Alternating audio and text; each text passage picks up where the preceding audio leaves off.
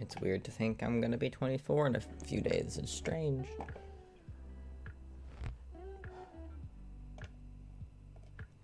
Don't know why, but it is. It's just strange.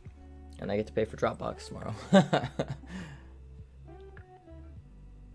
Completely separate thing, but I get to pay for Dropbox tomorrow.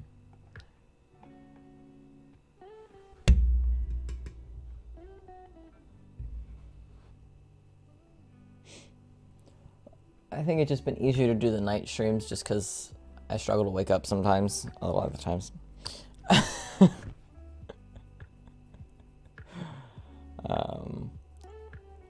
Yeah, I am usually more awake then. I've been struggling to go to bed on time, which makes it hard to wake up on time for these streams. I don't enjoy either of them more than the other. Like, I enjoy them the same amount. But I really need to work on getting to bed on time. Because that's the main reason that things get canceled. I think I end up with a headache when I don't sleep well. Like, not necessarily not long enough, but not well, if that makes sense. So I guess maybe because I'm not asleep long enough that the drugs don't wear off, or maybe I'm sleeping in a weird position, so I'm not sleeping as well, so then I wake up with a crick in my neck, which turns into a headache. Not really sure. I don't really know. But, you know. Oh boy. Yeah, that could end poorly.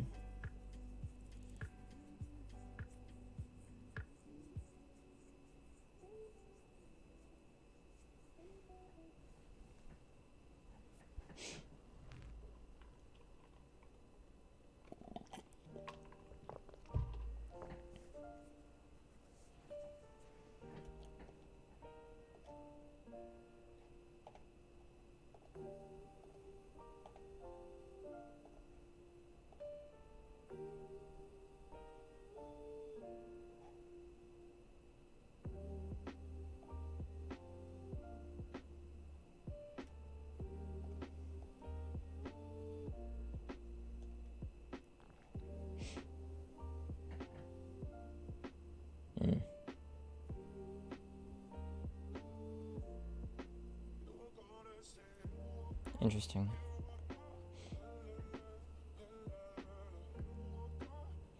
Yeah, I don't think I've ever had like any sort of like ear infection, earache thing. Like, I don't think I've ever really had that. Like, I've had like water in my ear, of course, but because I used to swim a lot as a kid, but I don't think I've ever had like a proper ear infection. If I did, it would have been when I was really young. I have no memory of having like an actual full-blown infection, so.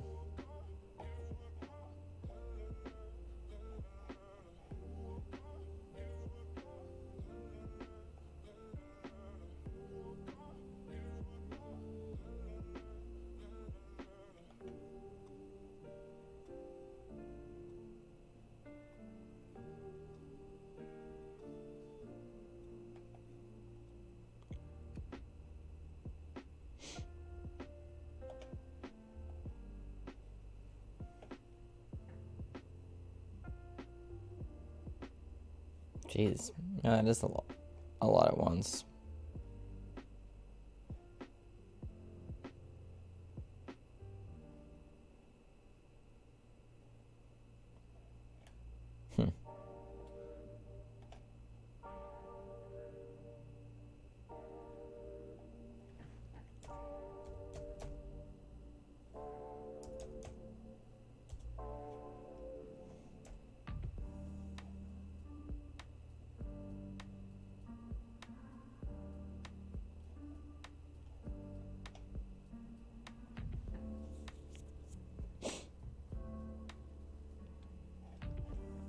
I just purged a whole bunch of bookmarks from my bookmarks bar.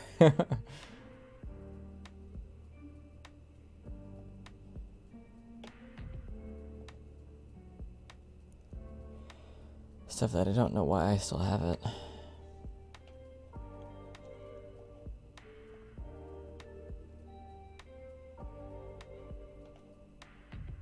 There's another one. Go on. Get out. Late.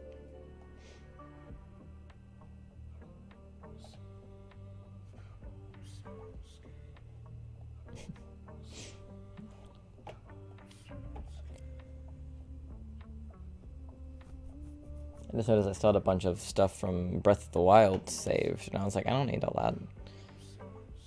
I don't know if I'm ever going to go back to Breath of the Wild. I don't need to have that saved.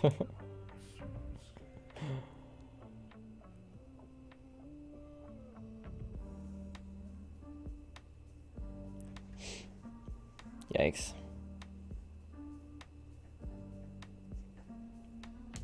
Left some penicillin, though.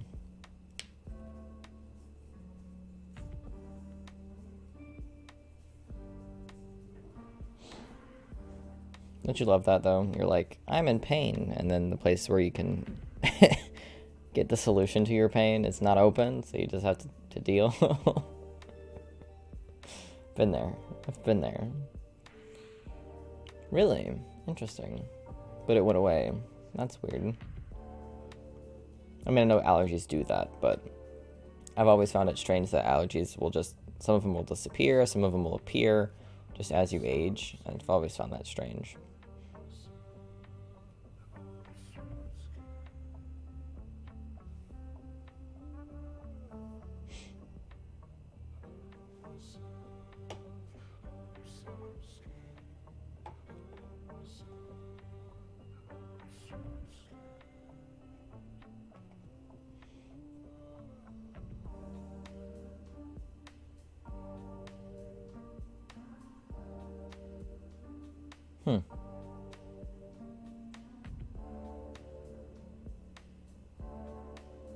Interesting. I also feel like, yeah, allergies to like medications are one of those that you don't really attempt to retest, whereas you might attempt a food allergy unless it's like a really severe peanut allergy or something, like later in life. Because I feel like allergies to medicines are usually more extreme than allergies to like foods.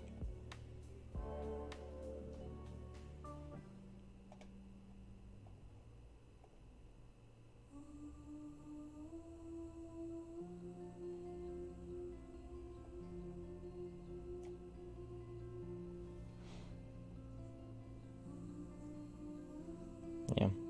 I mean, they do say that our body is fully changed and different after 7 years because every single cell dies and comes back after 7 years. Because I think there's just certain cells that takes that long, but so every 7 years we're essentially new people.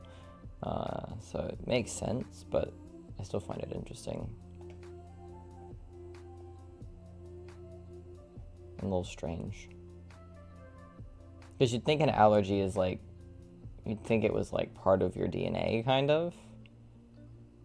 But guess not.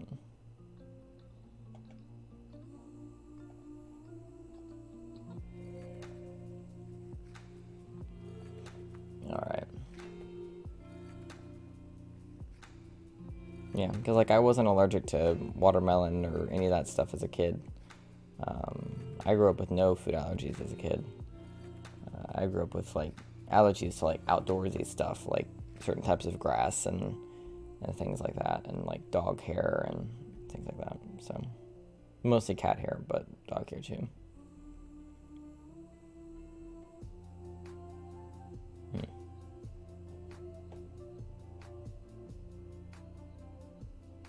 Interesting, with popcorn. Yeah, and none of my allergies are extreme. All of my allergies are like itchy throat or like itchy like nose, eyes, like that kind of situation. I don't get any swelling or anything with any of my allergies, which is fortunate. So that's when things become dangerous.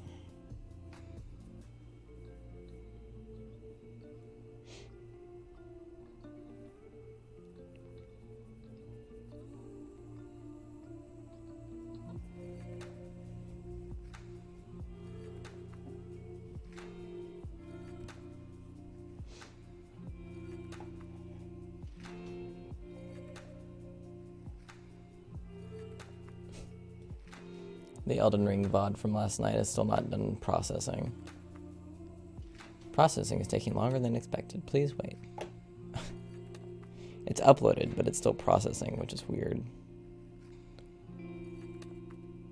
It takes really long sometimes. I don't know why.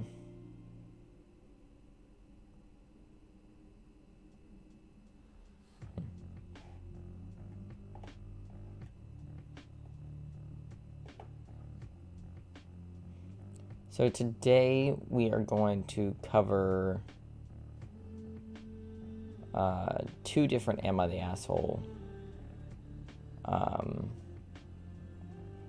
subreddits. Because there's the normal Am I the Asshole subreddit, the main one, and then there's another one that's r/AITAH, which is basically Am I the Asshole, except there's not really any limits as to what type of posts you can post. So, whereas like the actual Am I the Asshole subreddit actually has like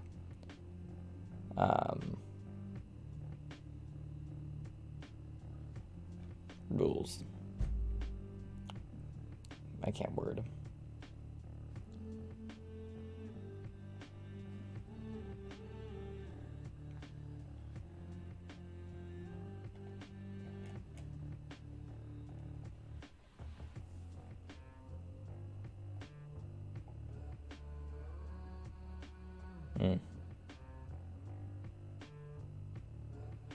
Was it a wild one?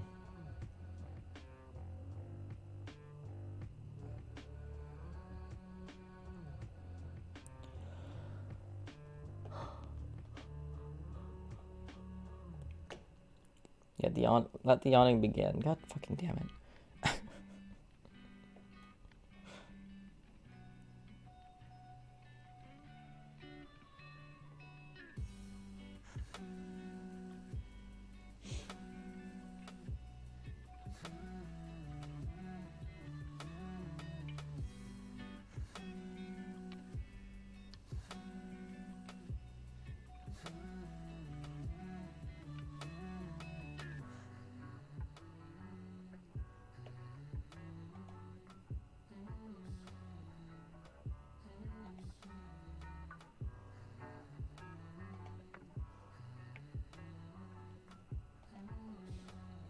All right.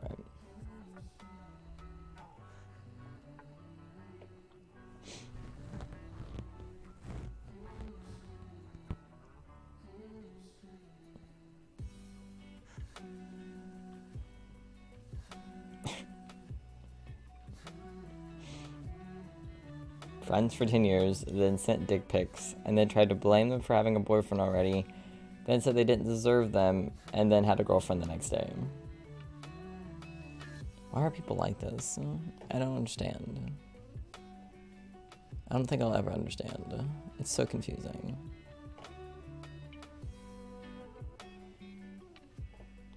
Barbie and Talk to Me are both on my site now.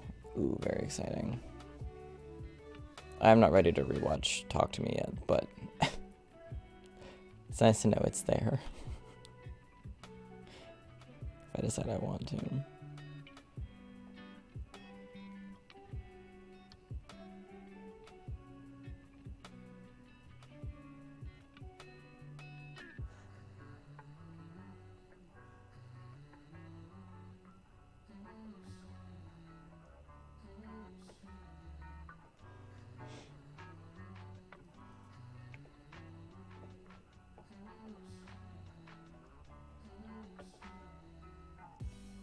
I wonder if that video will ever finish processing, because sometimes it just gets stuck in the processing phase and then never actually finishes uploading or processing, and it just sits like that forever. I haven't had one do that since I moved up here, but I'm interested to see if this one is the first.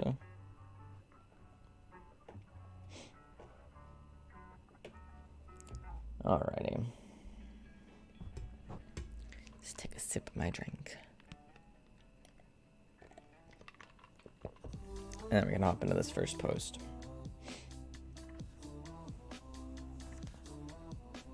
Alrighty. So So these first few are going to be from AITA, which again is, you're not going to really notice a difference, I don't think. It's all the same type of stuff. So all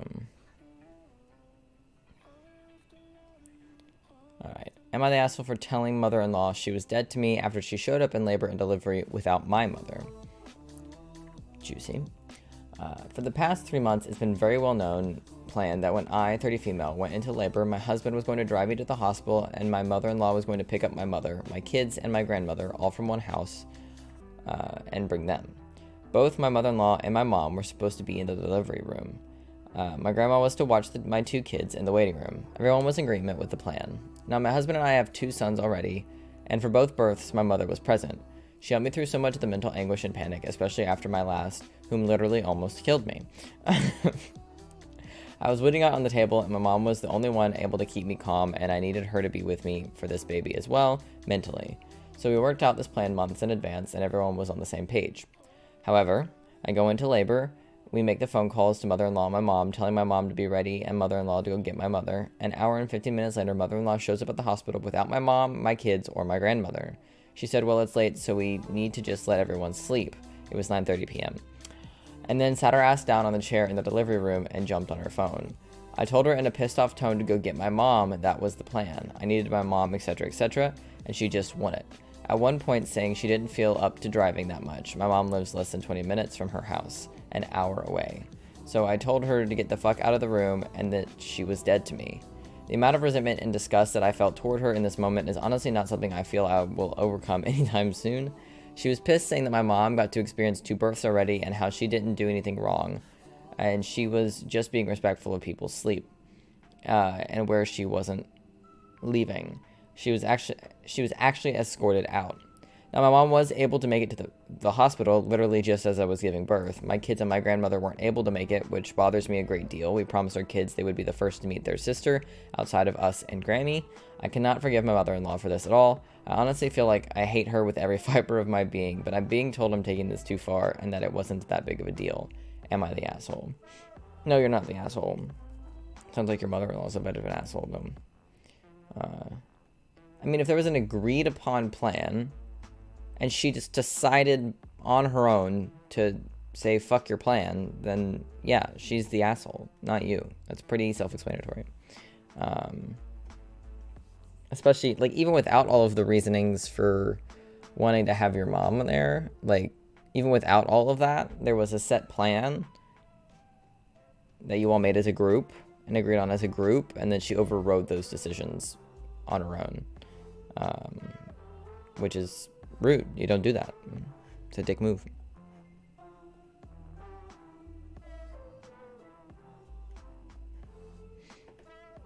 Not the asshole. Asshole move to change the plan like that without communicating. Yep. Bigger asshole move to refuse to go back to the original plan. Huge asshole move to refuse to leave the hospital room. Forcing yourself into your most vulnerable moment. The bitch tripled down. Yeah. Yeah, the mother-in-law is usually the asshole. Yeah, you're right, Jimmy. Not the asshole. What she did was so extremely out of line that she deserves to be cut out for a while. OP, the sinister woman, did this on purpose. She wanted to be your family's ride so she could cut them out because she's jealous of your mother. The way it all played out was extremely obvious. She needs to experience consequences. Show this entitled piece of work that she isn't above anyone, certainly not the mother going through labor. Yeah. You're not the asshole. I'm not a professional, but it seems like your mother-in-law did this on purpose so she could be the only one there for the delivery. OP said, that was my thought on it too because she wasn't present for either of the other births. We had told her she could, but she had reasons for not attending the other 2, once being in Canada, and the other, I believe, was because it was 2 a.m.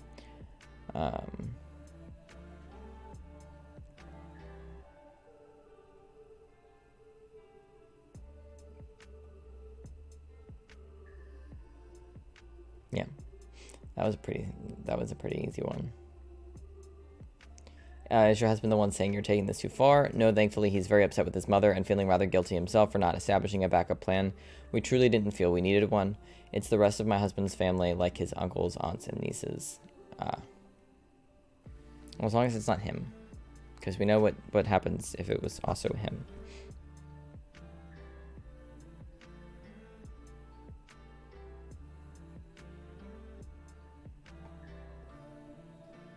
Yeah, it would have been just as wrong if it had been 3 a.m. Yeah, absolutely.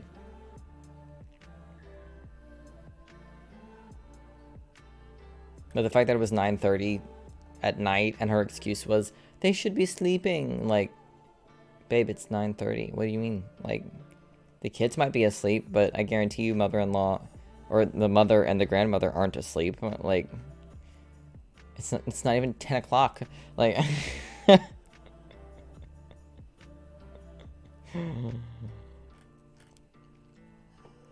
right, that was an easy one. Not the asshole.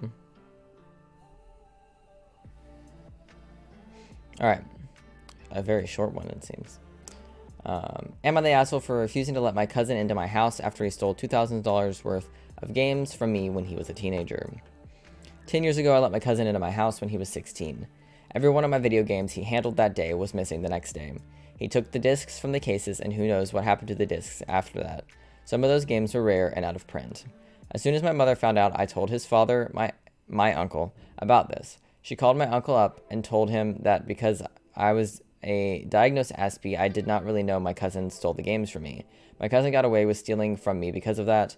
My mother later admitted that she knew she'd lied to my uncle because he was worried that my cousin was being grounded all summer would be bad for his mental health. Now I have a house, and I refuse to let this cousin into it until he apologizes for stealing from me. My family is telling me I'm being childish because he was a child when he stole from me, but I think he learned it was safe to steal from me thanks to my mother's intervention. How should I handle this? It was a ghost. No, I think kids who, like, routinely steal as kids, like, it makes sense to be wary around them when they're adults. But also the fact that the adults in your life at the time didn't seem to put their foot down on that type of behavior indicates to me that that behavior may not have ever been curbed. Also, $2,000 worth of games is a lot. That's a lot. It's a lot of money. I don't think the excuse of, well, he was just a kid. It's like, yeah, so are you, but you knew not to steal, right? Like, as kids, we know not to steal things. Like, we know that. Like, that's something we are taught. Yeah, 16 also is barely a kid. Like, that's old enough to know better. That's old enough to be charged with a crime for stealing $2,000 worth of stuff.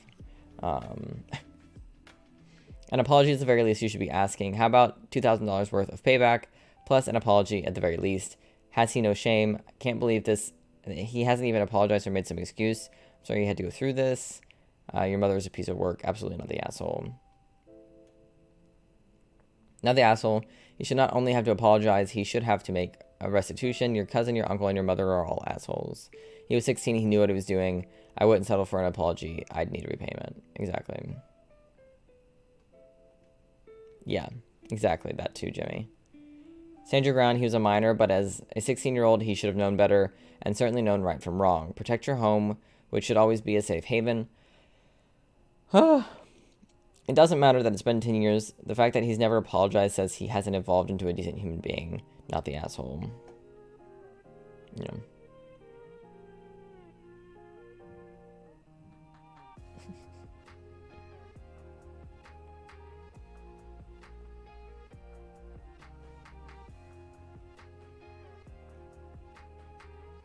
Yeah, he wasn't a kid, he was 16, yeah.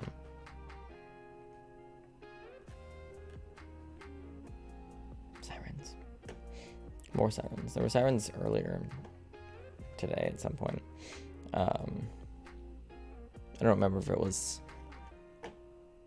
since waking up or not, though.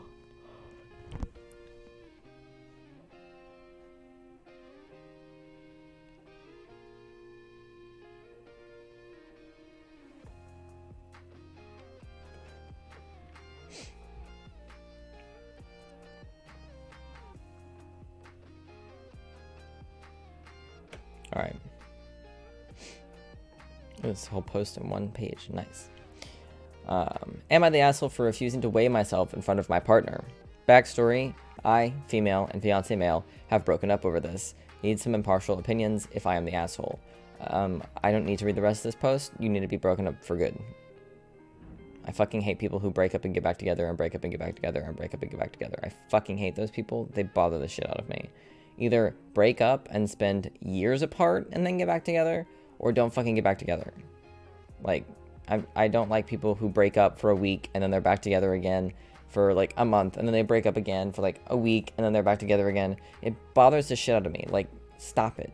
Like, he's not a new person just because it's been a week. She's not a new person just because it's been a week. You know, like, you gotta, if you are breaking up because you aren't compatible, you need to give it some actual time before you try again. Like, if you genuinely want to try again with that person, that's fine, but actual time needs to pass to where both of you can grow as people. No, stop it. Yeah, it's just avoidance. It's just unhealthy is what it is at that point. Like, I know people who like dated in high school or middle school and then broke up, and then years and years and years later after college, like, they found each other again and now are really great together. Like, that happens. But if this was a high school fucking relationship where they, you know, high school relationships where people are together and then they're not, and then they're together again, and then they're not, and then they're together again, and then how do you have the energy for that? I don't have the fucking energy for that. That's so much work and so much effort and such a waste of time, in my opinion.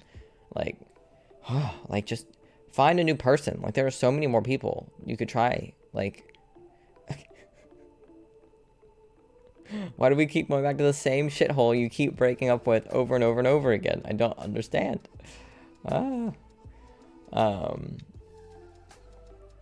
Also, we're not getting any ages in this post, it looks like, so.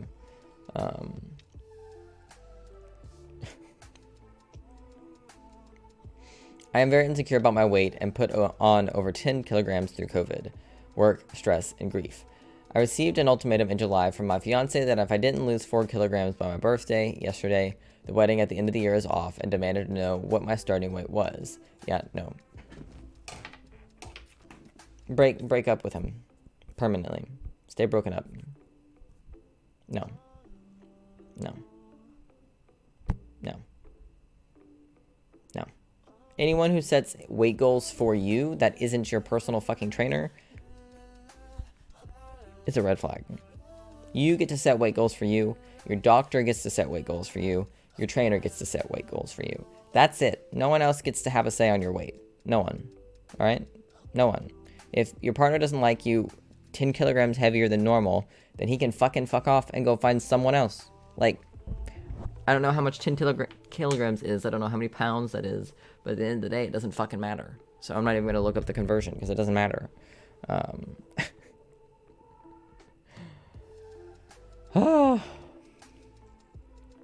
I was really distressed or sad by this time, at the time of request, that I couldn't even engage with him for a week. I even saw a psychologist to help me process it. I eventually cracked and told him my weight. We don't live together. We work really hard, and I worked really hard and lost 5 kilograms in about 5 weeks. Yesterday was my birthday. The weigh-in day, he came over to visit. The first thing in the morning, I went, I don't want to fucking read this post. You need to not marry this man. You need to not marry this man.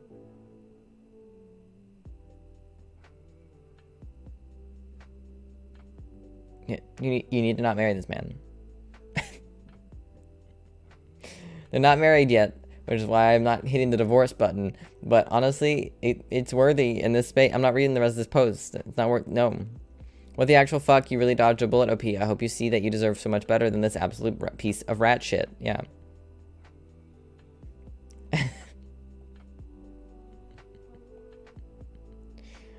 22 pounds.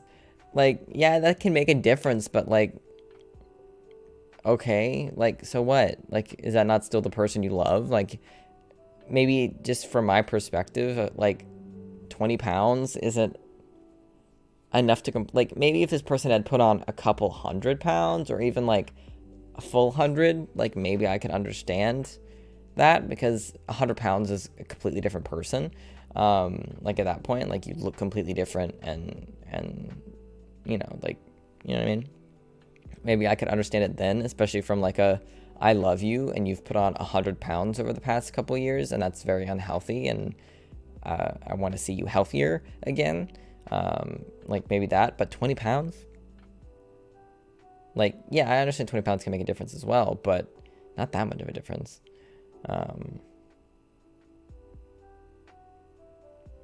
Not enough to be like an ultimatum for I'm gonna marry you or not. Over 20 pounds? Get a grip. Get a grip. Get a grip.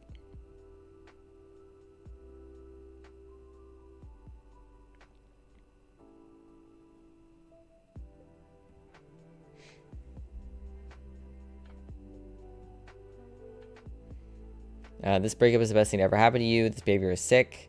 Yeah.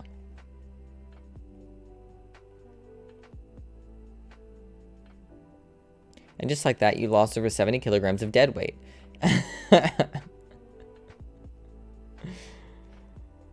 Oh. Sounds like he did you a favor. Yeah. Yeah, and 22 pounds isn't as hard to come back from as like 100 pounds. Like, it's a lot easier, especially if you don't typically hold those 20 pounds. Like if it's like depression weight, or which is what she said it was. She said she gained it during the pandemic from like grief and being stuck at home and stuff like that. So if you're going back to a normal life where you're moving around a bit more, you're eating a bit better, you're not quite as depressed all the time, you can lose those 20 pounds fairly easily. Whereas like in the alternative example that I gave, where you've put on 100 or 100 plus pounds, that's going to be a bit harder to shave, even if you are just going back to your normal lifestyle. Because 100 pounds is a lot. 100 pounds is a whole max. So that's a lot more than 20 fucking pounds. But I mean, I think any partner who gives you an ultimatum based on your weight is, regardless of the weight, is unhealthy. I think ultimatums are often unhealthy, but they can often be for a good reason. Like, I think there are definitely situations where ultimatums in a relationship make sense. We don't tend to see those on Reddit, because usually it's the psychotic ones that end up on Reddit, but there are definitely examples of like, you need to pick, like this isn't acceptable behavior. And sometimes an ultimatum is what it takes to cut off bad behavior. This is not one of those situations, obviously. This is someone being a dick to his fiance, and over 20 pounds. How heavy is like total? 160 pounds, 170 pounds versus, yeah, 170 pounds. I don't know how tall this person is, so that could be not even that much heavier than normal, than average, I should say, for an average person of their height. Like, I don't understand. I don't think I'll ever understand. Like, if you don't like how someone looks because of their weight, then dump them and move on. Like, why are we giving them a hard time because of their weight? Because when it's a you problem, you know? Him obsessing over your weight is weird, and trying to force you to strip naked and weigh yourself in front of him is controlling and abusive. Weight loss can only ever be a personal journey. For many, it brings up trauma, and for everyone, it's a journey of highs and lows, as weight tends to yo-yo. I think you need to seriously reevaluate your relationship with him. He is obviously an asshole, and you are not.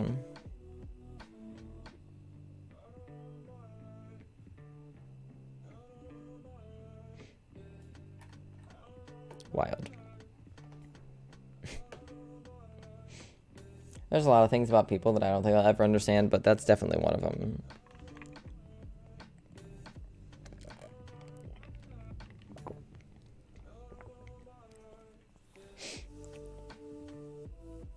£20.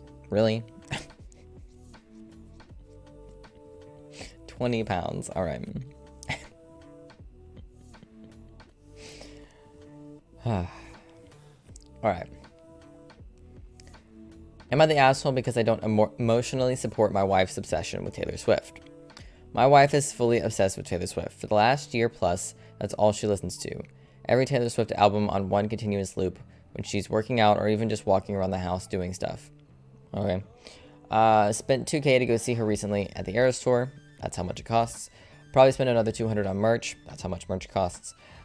She filmed the show on her phone and will regularly put it on the TV just to watch for hours. That's great. Most people will record the entire show and then never rewatch the footage ever again. So good for her that she's actually utilizing the footage she recorded. Yes, Jimmy, I agree with that. We'll also watch the live streams of her performances on TikTok or whatever streaming platform those are on. Is now going to see the concert movie. Yeah, sounds like the life of a Swiftie. I don't see anything out of the ordinary here. I mean, it has been nonstop Taylor Swift in her house for a long time now. She continually refers to the live concerts as the best experience of my life. She says Taylor Swift is a lifestyle. I mean, for a lot of people, and for her, clearly, it very much can be. I personally don't get it. I've never been obsessed with anything to that point. I love soccer and would love to watch Messi play, but I can't bring myself to spend $900 for a ticket to his upcoming match. Apparently Messi just played in Nashville recently. I didn't realize that because I don't give a fuck about soccer, but it was on TikTok, so I know now. It's just too much. I am also really passionate about things my wife has no interest in, but I'm also not looking for her emotional support with those things. Those are just things that are important to me and will remain important to me regardless. Okay. I have for sure made some comments to my wife implying that this whole Taylor Swift thing is getting out of hand. I also was not super stoked that she was spending that much on one ticket to go see one concert, but ultimately it's what she really wanted and we had the money, so I said yes, and I am happy that she got to go. Okay, then shut the fuck up. Why are you complaining then? You had the money and said it was fine, so why are you complaining? Shut the fuck up. Recently, she blew up on me about how I don't support her as much as she thinks I should with her Taylor Swift lifestyle. She cites comments I make implying it's a cult, and the only one winning here is Taylor Swift raking in the dough, and maybe it's time to focus on other things. She wants me to stop making comments like that and stop rolling my eyes and be supportive of her and her interests, but from my perspective, it's really taking over her life, and that just can't be healthy to obsess over something like that. People need balance. I also thought one of the benefits of marriage was to have someone tell you this kind of stuff, and it shouldn't be an argument. Am I the asshole? If so, what can I do about the situation to make things right? It doesn't sound like either of you are being assholes. It sounds like you're being unreasonable and being a dick to your wife. It doesn't sound like you're being an asshole. It just sounds like you're being rude. And I think classifying it as being emotionally supportive isn't even accurate. She's not saying you need to support her in her things. She's just wanting you to stop dunking on her likes and interests.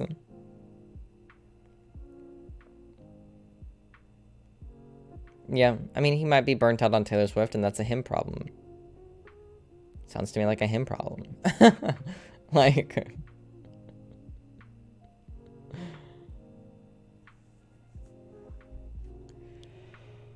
Honestly, the most shocking information in this post is the fact that anyone ever watches the crappy cell phone videos everyone insists on taking at concerts, right?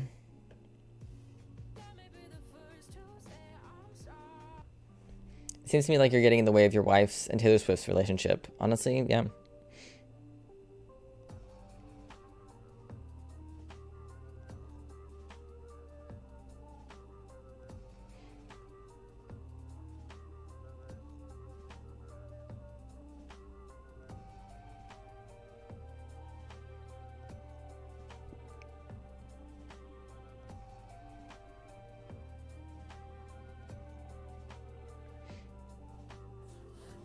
I love the, how is Taylor Swift a lifestyle? Like, have you never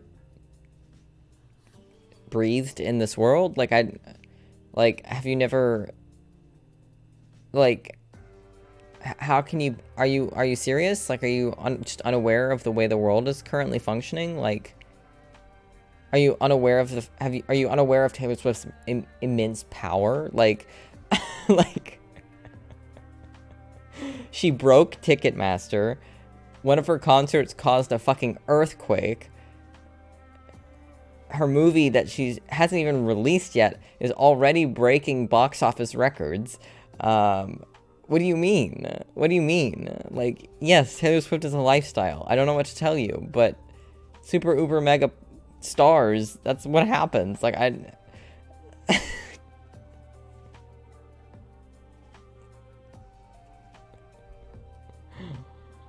Ah. My husband and I are both passionate about sports, completely different sports. I don't want to watch his sport, but I'll congratulate him if his team won. I don't bother him when his match is on, and he does the same for me. He doesn't watch my sport, but he will ask how my favorite competitor is faring. We show mild interest in each other's things just to be supportive. We also don't push our things on the other person. This is the way. Yeah.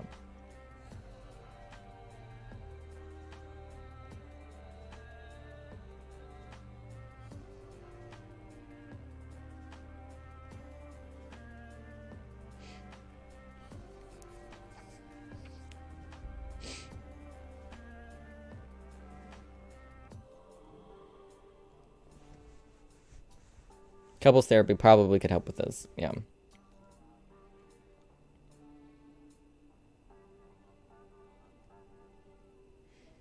I have a lot of interests that I obsess over. For instance, is Warhammer 40k. I love playing it, talking about strategy, lore, etc. I'll even talk about it to friends who aren't really into it. The difference is that I don't obsess over it 24/7 and force people to be around it all the time. Some of your comments may be excessive and rude, but it does sound like it's a little annoying to be around, especially when she claims that it's a lifestyle. There's a difference between having an interest in a hobby and being so obsessed with it that it is your whole life 24/7, not the asshole. Like I said, I don't think he's an asshole. I think these people just need to have a conversation. I think when his wife said, the way you behave makes me uncomfortable and hurts my feelings, that was his opportunity to have an adult conversation with her about this. But instead he came and posted it on Reddit. So...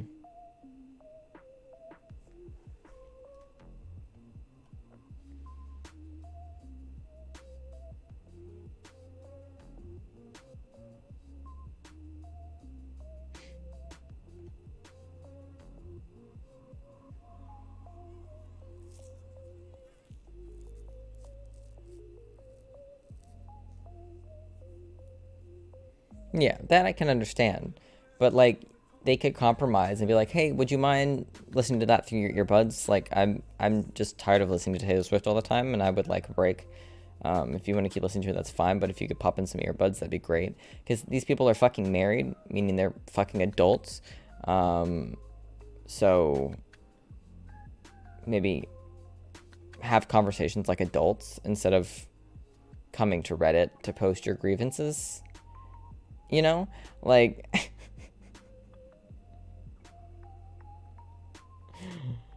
It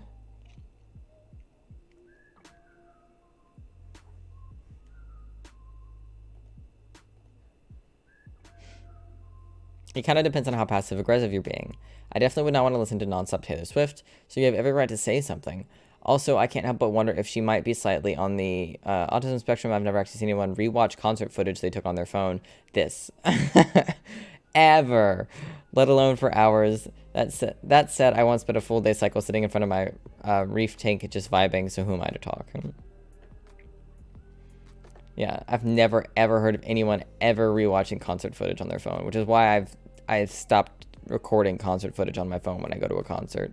I don't fucking bother with it anymore because it's a waste of my time because I never rewatch them. Like, I might take like a few photos, so then that way when they show up on Snapchat a year from now, I'm like, oh right, yeah, that concert was a lot of fun. But I'm not gonna sit there and video the whole fucking thing because I know I'm never gonna watch it ever again. Married and on Reddit is probably a very small percentage of people, right?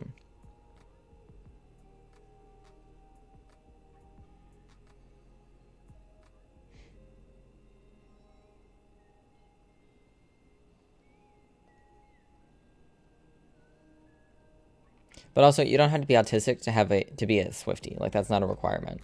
I think the only thing that indicates to me that this could be something more than just basic obsession over a celebrity is the rewatching concert footage on the phone.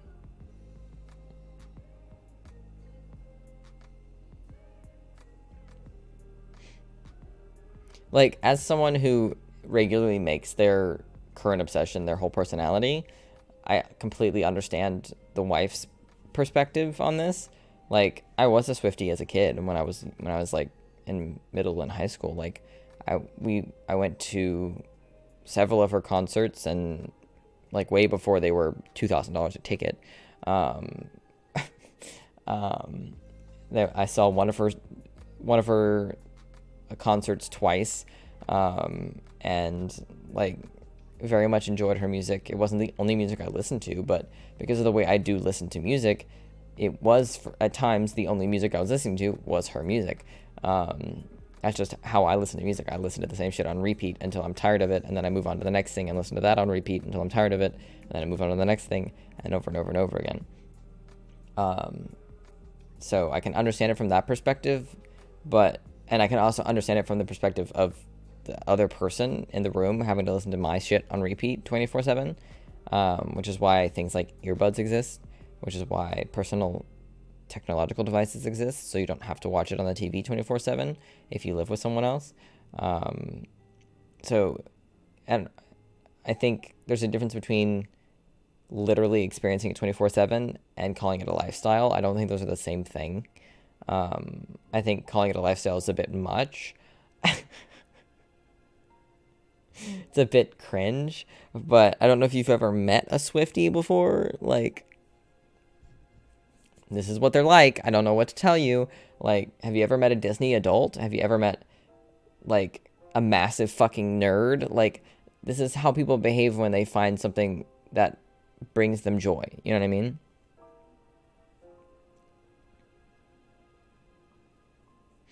Yeah, I don't listen to current, like, I don't listen to anything like that anymore, Jimmy. If it's in the top 50, it's inadvertently. If it's on my list and it's been in the top 50 recently, that's fully by accident.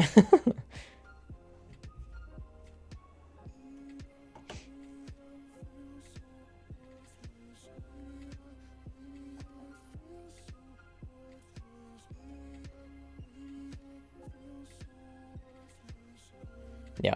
Well, I don't think you're an asshole here. It would be worth more conversation with your wife. In general, ridiculing your partner's interest isn't a great way to build trust in a relationship.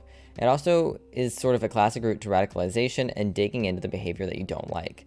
I would say you should try some therapy with someone who can be there for mediation and to help you both be heard. Yeah.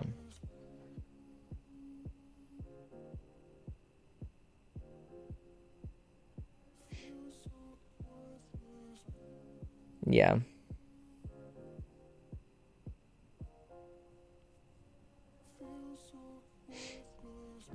It took too long to find this comment. I wanted to say not the asshole, but I honestly think we need more info to decide. Sure, the wife may be over-obsessing, but the way this is written gives me the vibes that he's judging her likes and hobbies and ridiculing her for something she cares about and is passionate about.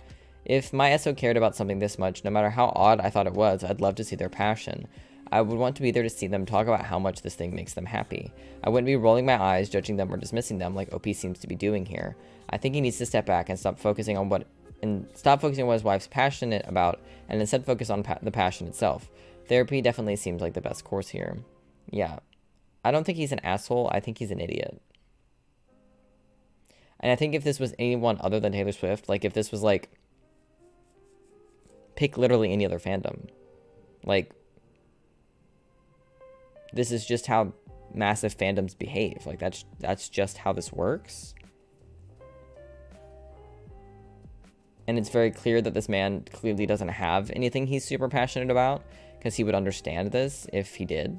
Like, he tries to bring up, like, I would love to watch Messi play, but I can't bring myself to spend $900 for a ticket. I think that's a good comparison, because it's another example of a passion that you have that's also can be quite expensive.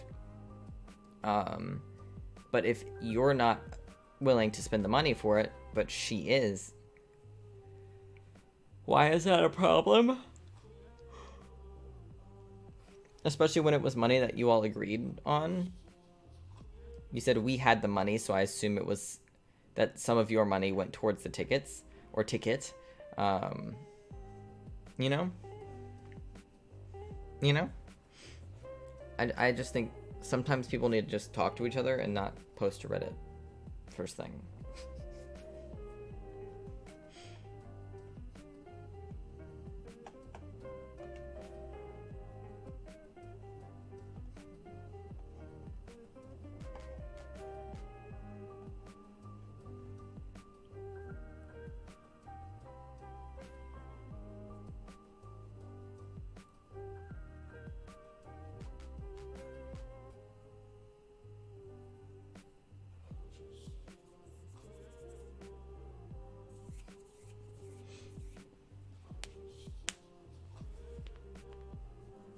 hands are already dry again. I just put on lotion like half hour ago. My hands are already dry again. Lovely.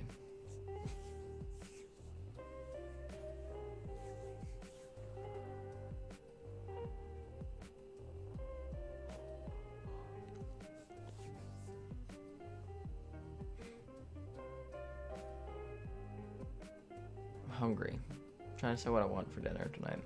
I have leftover taco stuff that I need to eat first, but I'm trying to decide if I want to like go out and get food so I have food for even later in the night.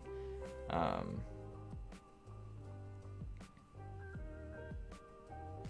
haven't decided. I'm not sure what I would want. I'm just hungry. So anything would probably suffice. I don't think I want canes again tonight, is the thing, so that eliminates my normal one. So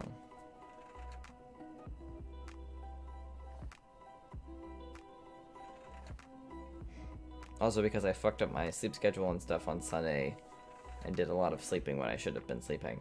It really fucked up my taking my IBS meds on time, which has fucked with my body a little bit. So I need to be careful about what I do end up getting. So yeah, I know. I'm aware. Most people couldn't. I do eventually. It just takes me longer, I think, to get bored about certain things than normal people.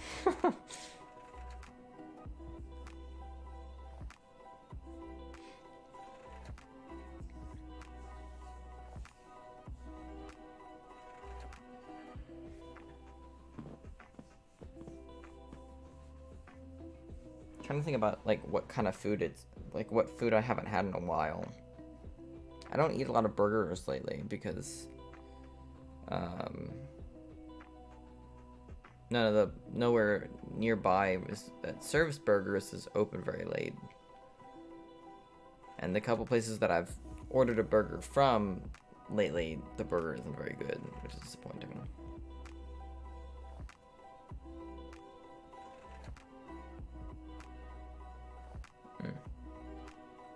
Yeah, no, that's not me. No. I eat the same thing from each restaurant, pretty much. Like, at each restaurant, I have the thing that I get, and that's, like, it. Oh, right, there's a Fazoli's in town, isn't there? I think it's on the other side of town, though. I haven't had pasta in a while.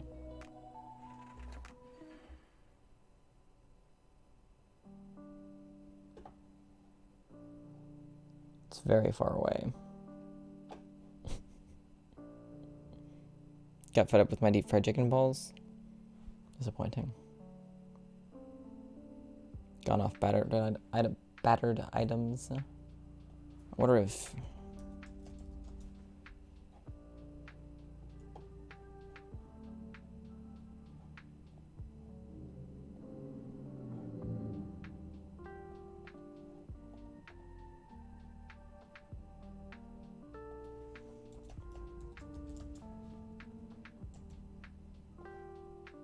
Ooh, they do deliver.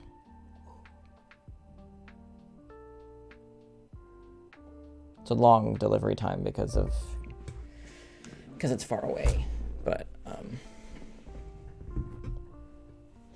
I haven't had pasta in a while.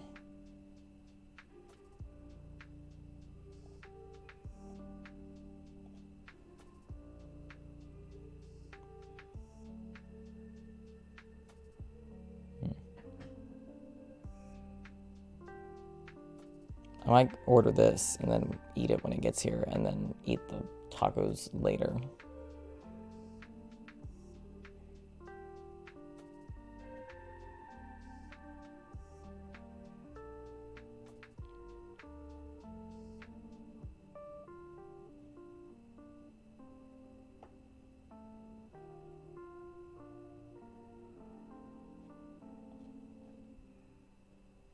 You just don't enjoy the fish now? That's fair. I'm very much that way, where once I'm not vibing anymore, I'm not vibing anymore, you know? Like, it's very sudden. Like, suddenly, we're not vibing. Like,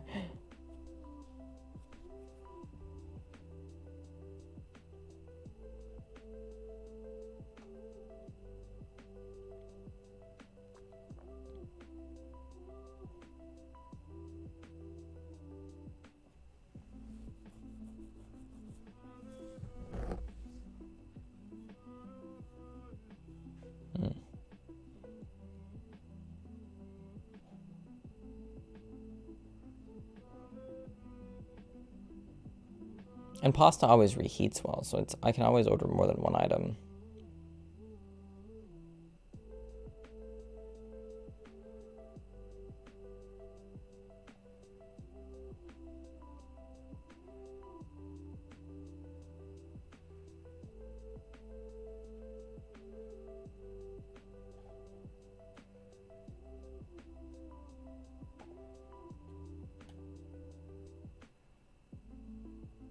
I didn't realize I served subs. It's been a while since I've eaten at Fazoli's. Pasta.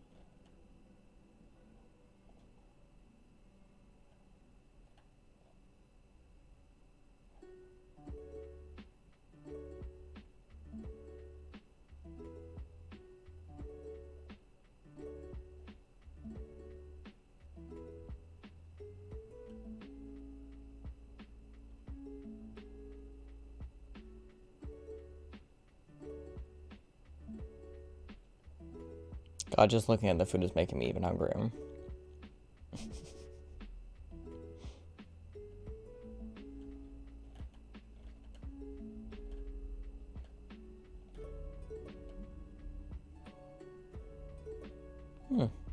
Nice. I mean, I guess not nice if you don't like it completely just dunked in it, but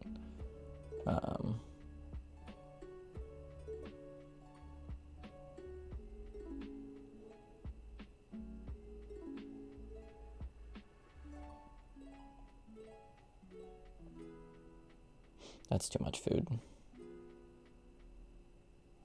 Hold on. There we go.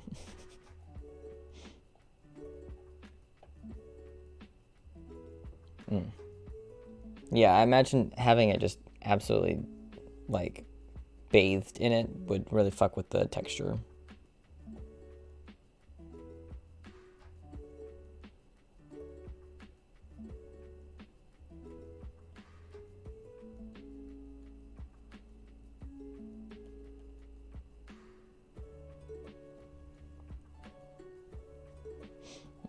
We're not doing an $8 tip, I'm sorry. Like, I know I'm ordering $30 worth of food, but I'm not doing an $8 tip. I'll do a $6 tip. Because there's no delivery fee, so I don't mind with a $6 tip, but...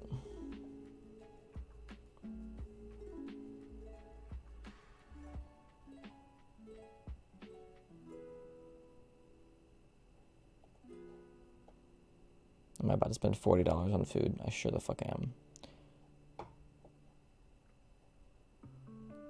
Only because it'll last me a few meals worth. And maybe I won't have to go get any food tomorrow too, that'd be nice.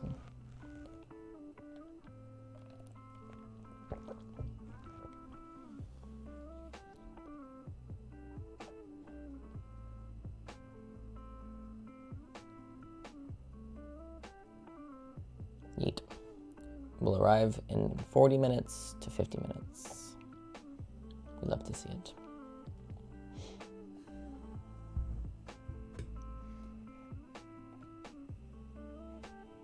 God, I love DoorDash. Okay. I especially appreciate the fact that it doesn't really cost me any more money. And I think I also picked delivery because, like I said, the Fazoli's, like there's, I think 3 in Omaha, but they're all very far away from where I'm at. So $8 or $6 to have someone bring it to me is definitely worth the time spent driving over there and back, because it would take me an hour probably to get over there and back, just because they're so far away.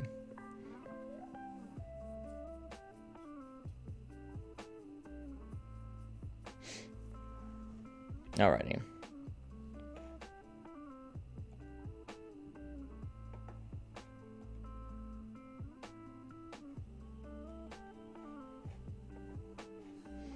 Alright. It's a long delivery distance, yeah. It's also why it's going to take so long to get here. That's why it's going to take it 40 minutes to get here also.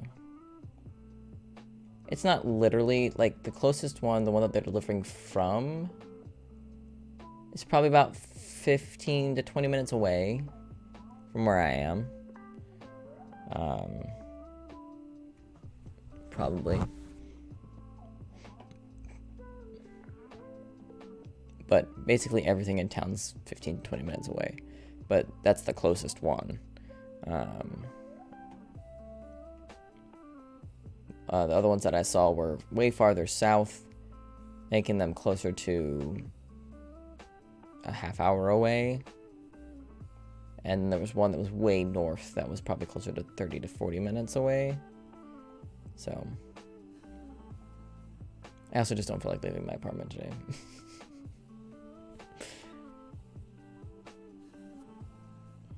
I do need to go get I did order some new command strips to replace the ones that the fucking smalls that I ordered that they failed at. I also put in for groceries for tomorrow because I need. I'm trying to find some food that I can eat in the mornings. No, I haven't returned them yet. I'll probably do that tomorrow, actually. What time does the UPS store close?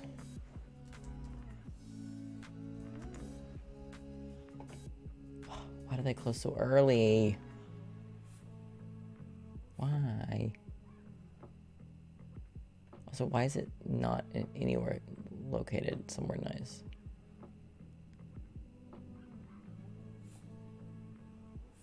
God, they close so early. Well, feck. I was hoping I could just go return them when I... Did you take them into work? No. I was hoping I could just go return them when I go to pick up my groceries tomorrow night, but they're not open that late. I might just go by on my way to work because I have to package them. That's the thing. So hopefully whatever they sent the new ones in, I can just, because I got 2, right? And it wants me to package it myself. Which I don't understand. Does it want me to print it? It better not want me to print it because I can't print it, so.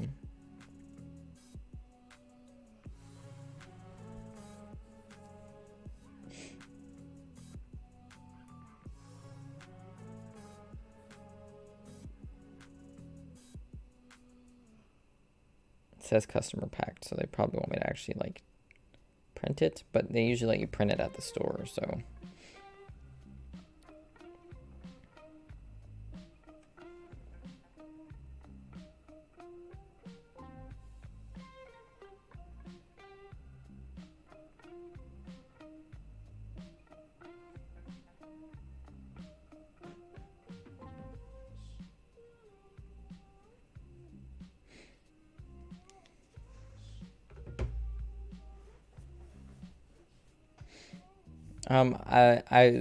The one I talked to, I don't think they're all located in India. A lot of the ones that I've texted with, because I don't usually call them if I can avoid it. I usually just use the text version. Like the names are usually very white, for lack of a better term. But when doing the text version, any accent or any language barrier really isn't noticeable, in my experience. So even if they are all located over there, which I don't think they are,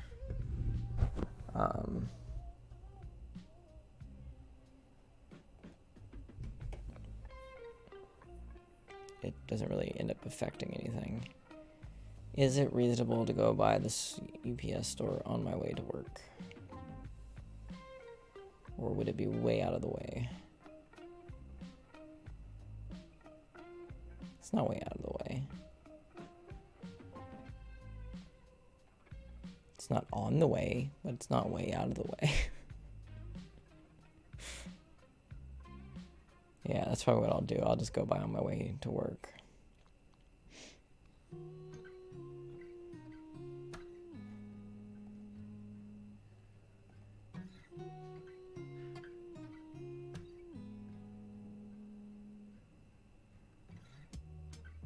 It's a little bit of an extended drive, but nothing wild.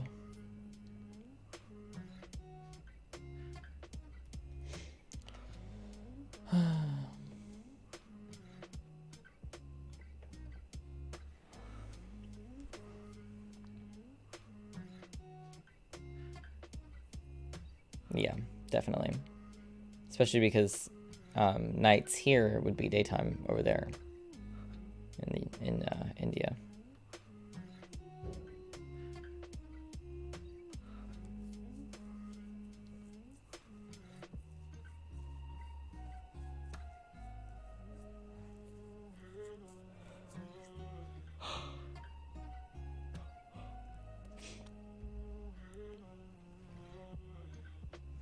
I did authorize a payment. Thank you for letting me know. Every time I pay for anything, regardless of how I pay for it, I get like 6 notifications through 6 different things.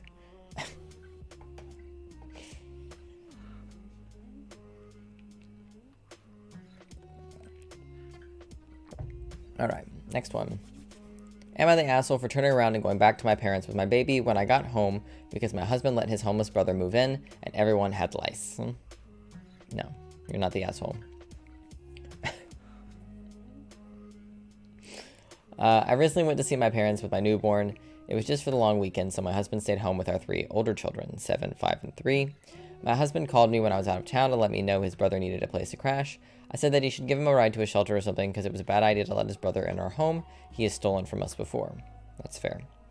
When I got home, there were 5 very itchy people in the house. I immediately got back in my car and went back to my parents' house. My husband was calling me the whole time because he needed help dealing with the lice.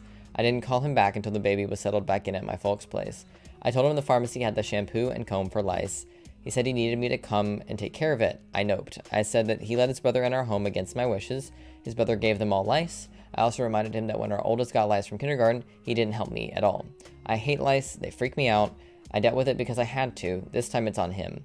He said that he would have to use up his sick days to take care of this. I said, tough shit. He did it. He took his brother to a shelter. He deloused himself and the kids, and then spent 3 days cleaning all the bedding and furniture. He called me every day begging for help. I did not come home until his mother confirmed everything was done. He is pissed that I stuck him with all of that by myself. I know I should have helped, but it was too much. I'm still not 100% from the baby. It was just too much. No, you don't even need to. No. He made the decision. He gets to live with the consequences. End of story. Like, I had a little bit of a hesitation because, like, he's got a homeless brother, so, you know, letting him crash, you know, would be something that I would do if I lived in the same city as a sibling and the sibling was homeless. But if that sibling has a history of stealing from me, no. Or if my partner's sibling has a history of stealing from us, no, they're not allowed back in my home. Especially if they come in gross and nasty. No.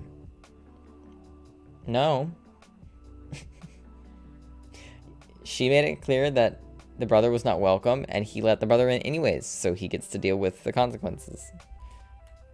Easy. Not the asshole.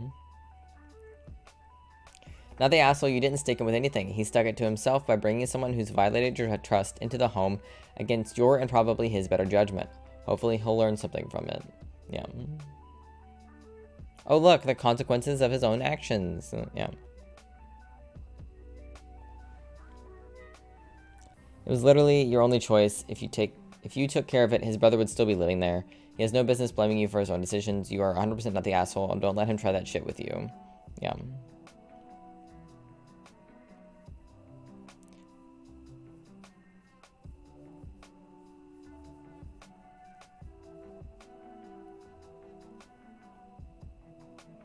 not the asshole. He decided to invite his brother after you said no, due to previous problems with him, but he expected you to handle the delousing aftermath for him. Oh, I don't think so. Yeah. Easy. Consequences of his own actions.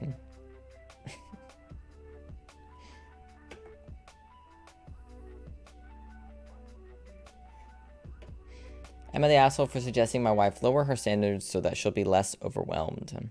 Reddit has deemed this person the asshole, so should be interesting. My wife, 37, and I, 38 male, have 3 kids, 12, 10, and 8. She's in a constant state of overwhelmed and very easily irritated, constantly complaining that it's all too much. I'm of course happy to help and do my fair share for the kids or the household, but it's never enough because her standards are too damn high. She insists one of us has to be up at 6:45 every morning to make sure the kids are ready and make the bus when it comes at 7:45. I told her they're old enough to not need that much help already. I would say yes for the 12 and 10-year-old, but maybe not the 8-year-old. I was already up and getting myself ready for school in the mornings at 10. But, you know,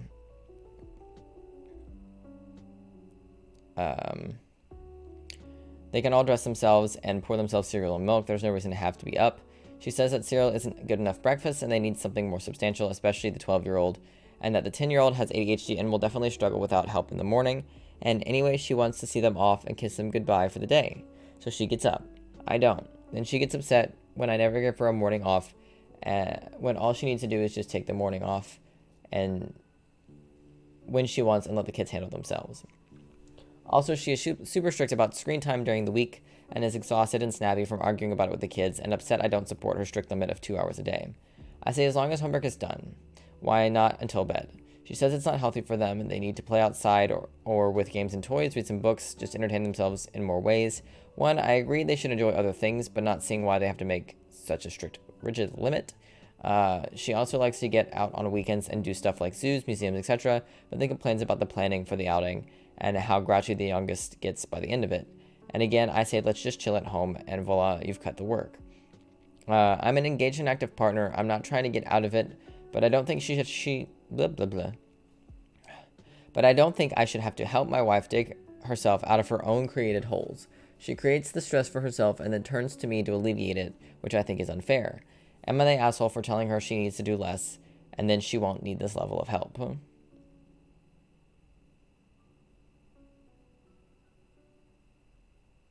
I don't know why this person was deemed the asshole.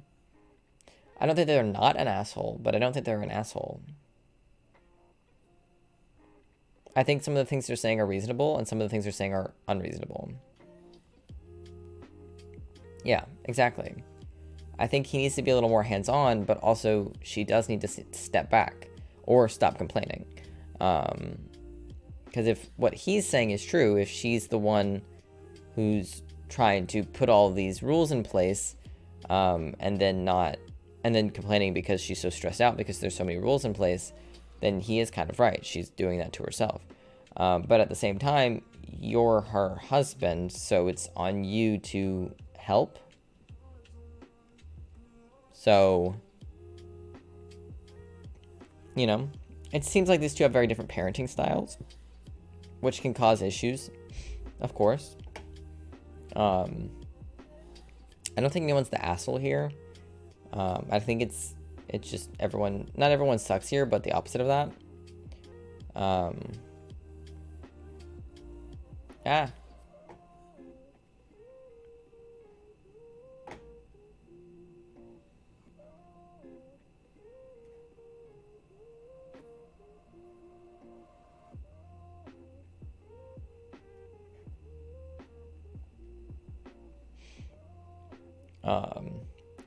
You're the asshole. Your wife's standards are just being a decent parent, and you're not doing your fair share. If you aren't helping with these things you consider unnecessary. An 8-year-old and a 10-year-old with ADHD are not ready to totally get themselves ready in the morning, and you'd know that if you didn't sleep through the morning routine every day. I was an 8 and 10-year-old with ADHD, and I did just fine. I don't think ADHD rules kids out of being capable of handling themselves. They usually need someone to follow up with them. Like my mom would be up towards the end of the night, or end of the night, the end of my morning. So if I had overslept, my mom was there to get me up if I had overslept. But if I hadn't overslept, I was usually out the door and gone before my mom was awake. If it was a night that or if it was a morning where I overslept, she, woke me up. I got myself ready. She drove me to school. Like, it's good to have something to fall back on for those kids, so that way they can learn and that they're not suffering when they make a mistake, because they are kids. So being up before they need to be gone for school, like towards the end of their day, to make sure that they have successfully gotten themselves up and dressed and fed and packed lunch and all of that, makes sense. But being up for the whole process doesn't seem necessary to me. So you could sort of compromise with that, instead of, since the bus comes at 7:45, be up at 7:30. So that way, if the kids have overslept, you can rush them out the door and get them to the bus on time. Also, the stress of being woken up and told you're late for school is enough to get you up on time the next day. I don't think you should have to be up for that full hour. And that's just from my personal life experience. What grade is 8-year-old? Like, what grade is that? What grade is that?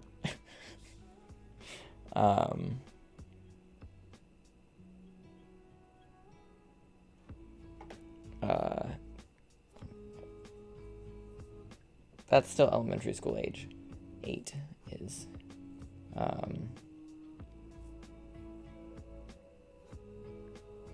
Right?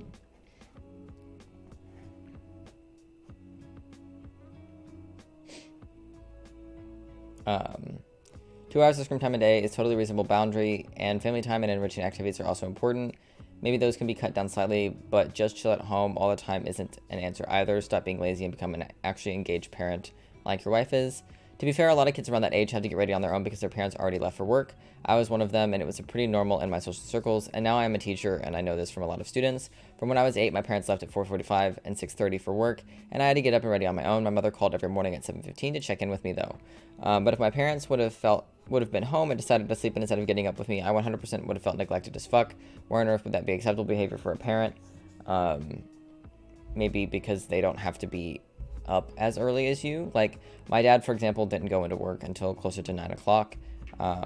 But he was usually, especially on days where it was super cold out and stuff, he would get up, take us to the bus stop, come back home, go back to bed.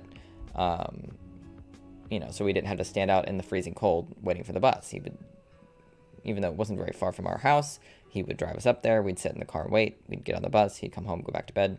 When I was it middle school or high school? I think it was middle school.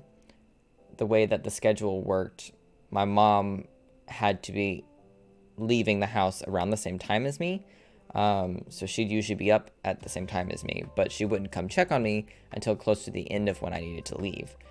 Because I was a very capable child.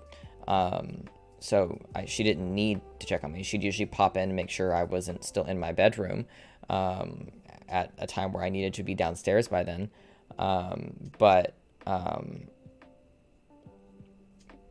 like, it wasn't like she was part of every single step of getting ready in the morning, if that makes any sense. She was there as backup, essentially. My papa would work at 5 or so, but would always wake me up with a kiss because he had an annoying beard and it would scratch me awake. Nice. Nearly always walked to school my entire education. We had a bus stop not very far away from the house, so you didn't get a chance to oversleep. There were days where I did. I'm trying to remember high school, because middle school was the latest. Middle school started the latest. Elementary school started first, and then high school, and then middle school was like the start times in the mornings for classes.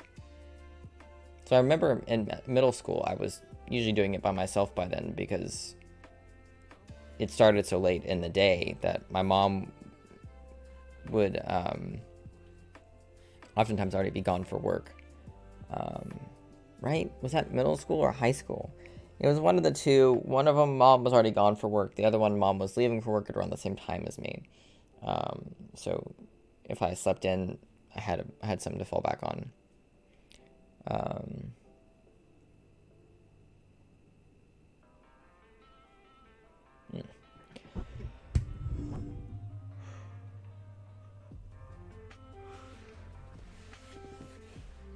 We live too far away from the school to walk all the way to school, but like I said, we had a bus stop that was, in the winter you could see it from the front porch.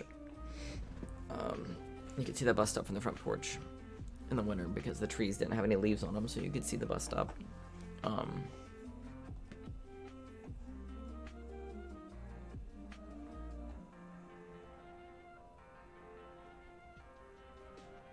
far away is my food?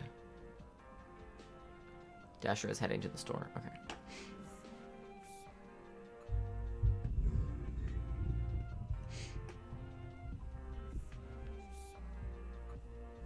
Yeah.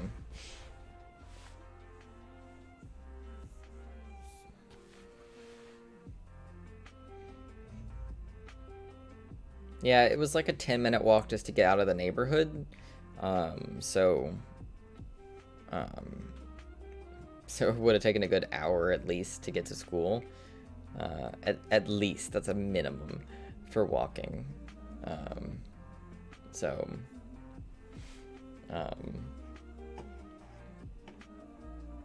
Especially if some of these kids if these kids are still going to the same schools. I imagine the 12-year-old is in middle school by now. I don't know if the 10-year-old's in middle school yet or not. But the 8-year-old is probably is still in elementary school, right? So being up for the 8-year-old makes sense, because even though I was able to get myself up as an elementary schooler, that doesn't mean everyone else was. I think by middle school, though, I think that's more common, like this person said. But, you know. That sounds disgusting, Joey. Hello, progressives. I currently reside in Nebraska.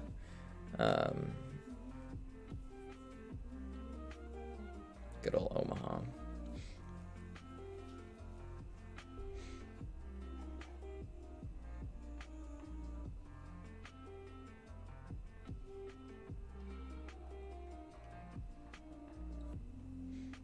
It's a better state. It's not the best state, but it's a better state than the ones I've lived in before.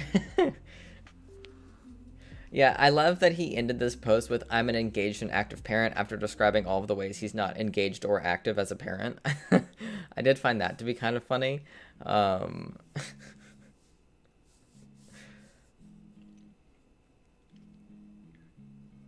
God, no. I don't think you could pay me to live in Florida. Or Texas. None of that.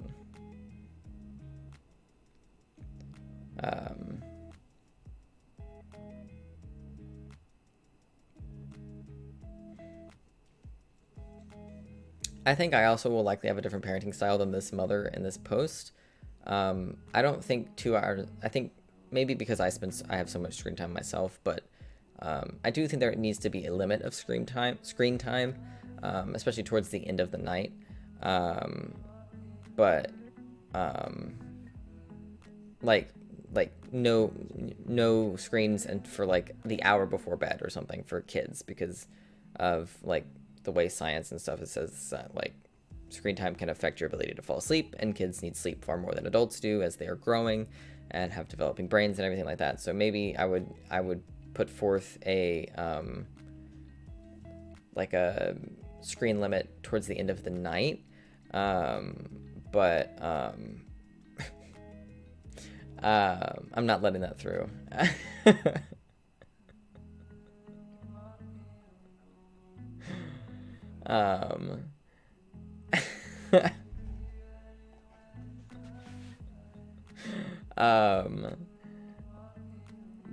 But I think 2 hours of screen time for the whole day, especially in where we are now, like in this, especially because I don't plan on having kids anytime soon. So, like as someone who spends all of my time looking at screens as an adult, I feel like putting such a strict limit, 2 hours of screen time, some people say is not strict. That to me feels kind of strict. I think it would be more of like these hours of the day are like device-free hours or something. Not oh, you only get 2 hours of screen time. It's more of all right, an hour before bed, no more screens, stuff like that. But that's just me. Maybe that would be different once I had kids, or maybe my future partner will have a different view on that. I don't know. But an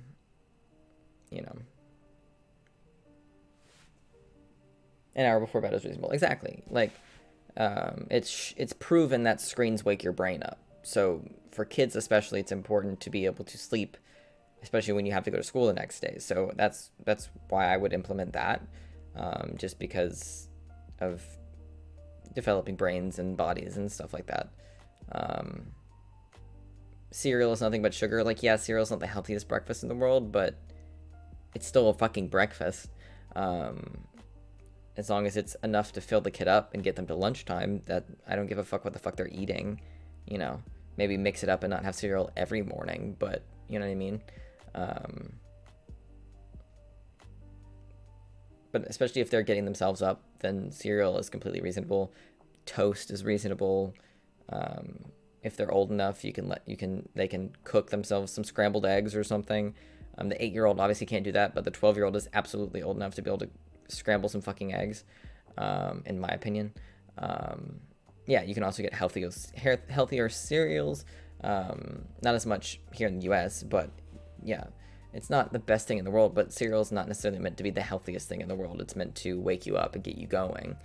They can have a healthy lunch at school. But as a person who's not a parent yet and can only speak from the experience of being the child,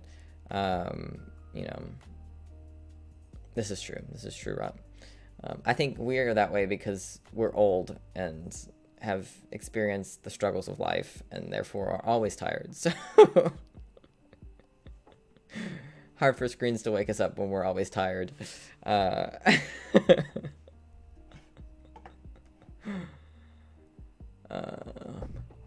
Fazoli's is still preparing my order, bruh.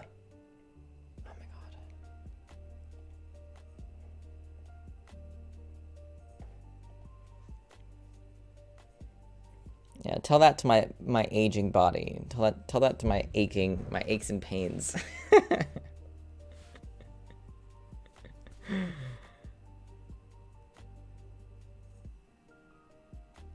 Yes, I am secretly 80 years old.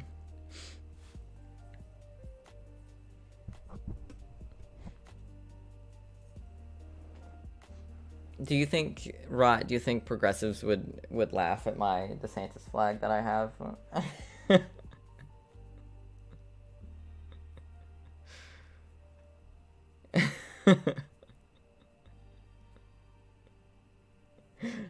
I love it. I've already shown it before on stream, so I'm sure Jimmy would remember it, because I'm certain I've shown it on stream before, because it fucking cracks me up. I think it is the funniest thing. As a major anti-DeSantis, anti-Trump person, it still makes me laugh so hard. Just the tagline, "Make America Florida," makes me fucking cackle. Because it's just so fucking stupid. Make America Florida. It's so stupid. I love it. Have you ever seen footage of Ron DeSantis trying to, like, talk to people? It's painful. This is fair, Jimmy. Yeah, that's fair. Yeah.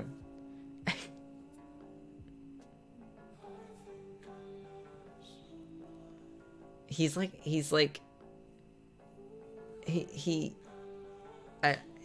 a robot, but like a bad one. Like, I've heard AI conduct better conversation than him.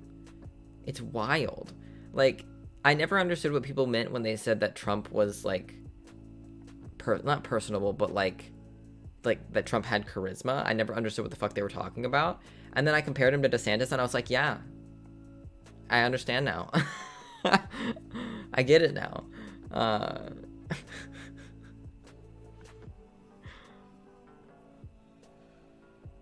Uh-huh. It's so funny. Ugh.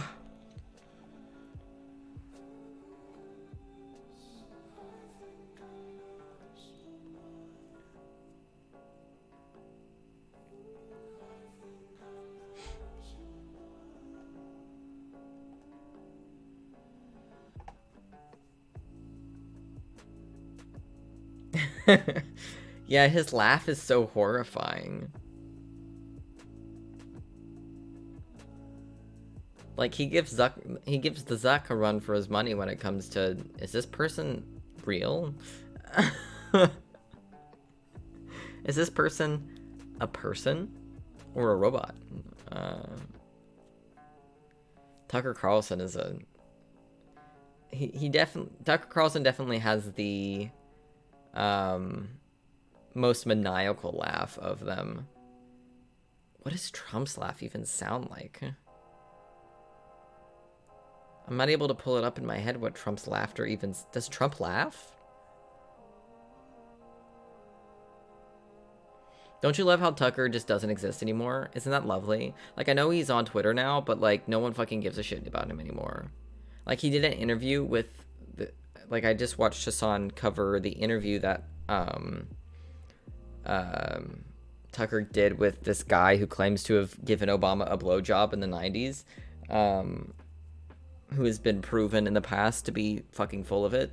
And it's so funny to see the great Tucker Carlson go from the literal top of the top to trying his best to get a few 100,000 views on Twitter. It is so funny. Yeah, he does. His haircut does make it look like he has a toupee. That is, yeah, that's true. Tucker Carlson is one of those mighty have fallen situations that are just so satisfying.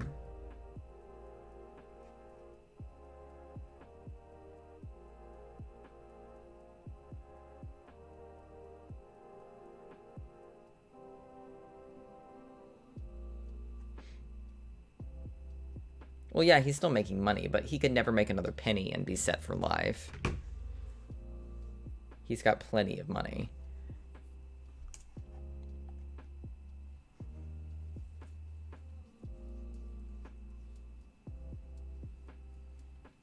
Honestly, I wouldn't be surprised if Trump won in 2024 despite being in jail.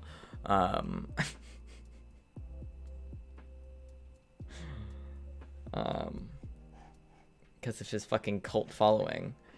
I mean, Biden beat him once, so hopefully Biden can beat him again. But, I mean, I would rather anyone else be in office other than Biden, personally. But, like any other Democrat, I mean, I'd rather be in there. But who are actually the candidates? Fuck if I know. Yeah, they're all ass, but I'd rather have a Democrat in office than a Republican, so... they just had the RNC... They just had their first, like, debate recently.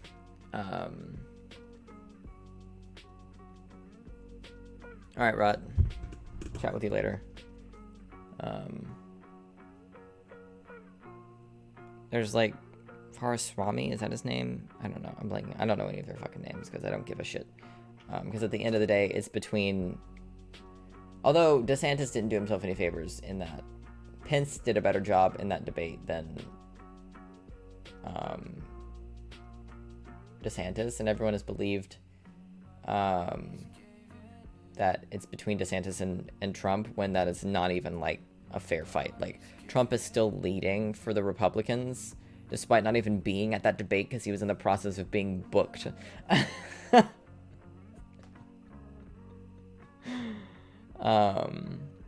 There's already a lot of transphobia, but absolutely it will skyrocket if DeSantis somehow wins. I don't think he will because he's not going to get the nomination, quite frankly. Like, Trump is going to get the nomination. It's going to be Trump v. Biden again. That's what's going to happen. So whether we like it or not, it's going to be those two old fucks up against one another again. So to me, the interesting one will be 2028 once either Trump or Biden aren't able to run anymore, because one of them is going to win in 2024. There are definitely people I'd rather see be the nominee for either party, but yeah, that's America. But I mean, it's fair. I think it's a good thing that you're allowed to have a criminal history and run for president because of the way our shitty ass policing system works in this country. A lot of people get put away for things that they shouldn't have been put away for. A lot of people have histories that aren't really fully on them. But in the case of Trump, he's being charged with essentially treason. It's not actually treason. That's not what he's being charged with, but that's essentially what he basically committed, treason. And I think it's wild that you can be basically charged with treason and still run for president. That's the one crime where I'm like, you incited an insurrection. That's a form of treason. How are you allowed to run for office again? Like, that doesn't make any sense. Like, you did treason. I don't understand how that's, like, in the olden days, they'd fucking kill you for that shit. Like, ooh, my driver is on their way. They gotta make a stop on the way here, but they're on their way. God, I'm so ready for food. All right. You have any sort of scandal in the UK and that's your political career over? Well, tell that to your all's current prime minister. It's still the, what's his name? The rich motherfucker.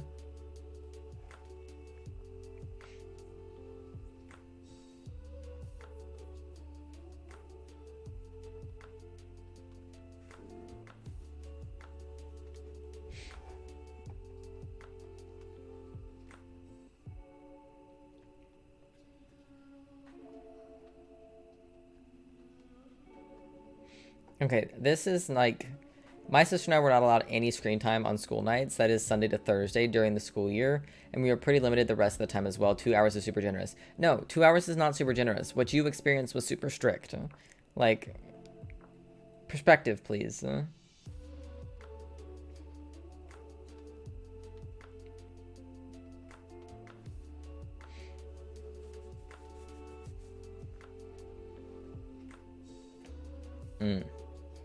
Okay.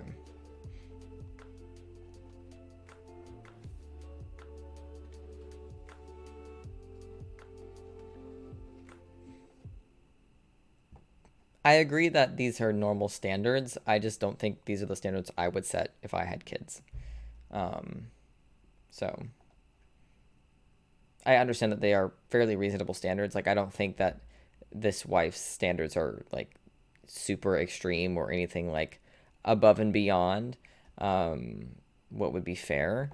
They're just not what I personally would set as the standards in my house. So will it? I don't know a goddamn thing about Canadian politics. I genuinely don't know a single thing. It's still Trudeau, right? That's all I know. That's it. That's all I got.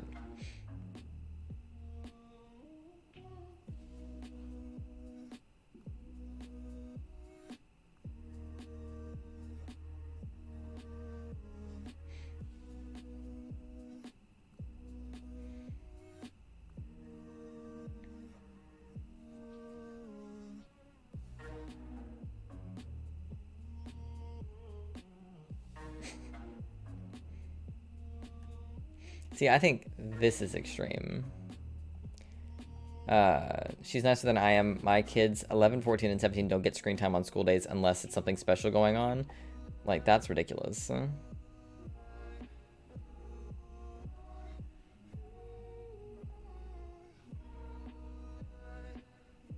Yeah.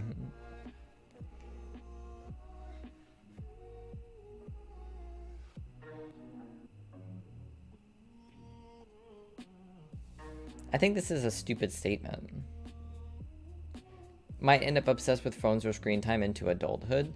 Like, absolutely there is such thing as being addicted to your phone. Absolutely that is a thing. But also, the world we live in, a lot of how we function on a daily basis involves being in front of a screen.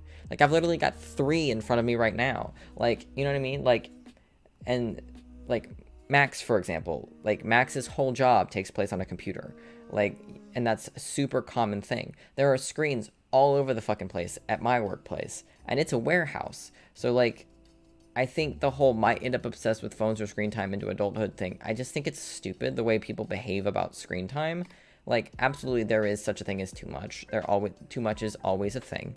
But I think the whole like, oh, if you let your kids watch too much TV, they'll be obsessed with screens in the future. Like, I absolutely watched too much TV as a kid. I still watch too much TV now. But like, I'm not obsessed. I can go without screens if I decide to. I don't need to. I also live alone, so there's not much to do that's not on a screen.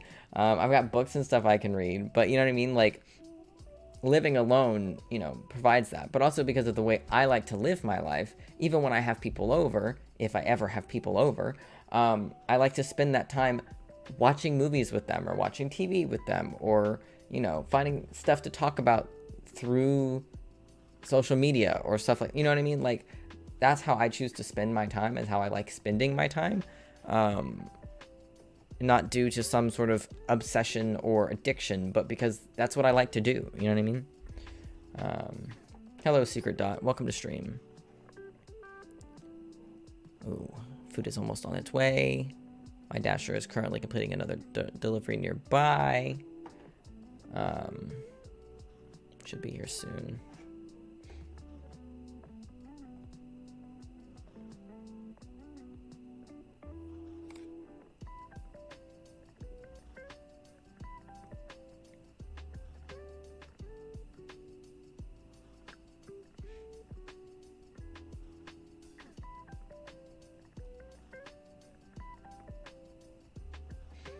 I think I'm understanding why people are just saying you're the asshole, because especially him saying that he's an engaged parent when he very clearly isn't an engaged parent based on his own descriptions of himself. I think I'm understanding why this post was deemed an asshole post. I don't necessarily think I agree. I think he could be doing better. I think there is a middle of the line. I think there is a compromise that could be made here between the mother standards and the father standards. There definitely is a middle of the line there that they're not, you know, communicating about. Assuming that everything he told us is accurate, of course. I think there's a middle of the line. And assuming he doesn't literally never help like this, I'm curious what choice he helps with. So, you know.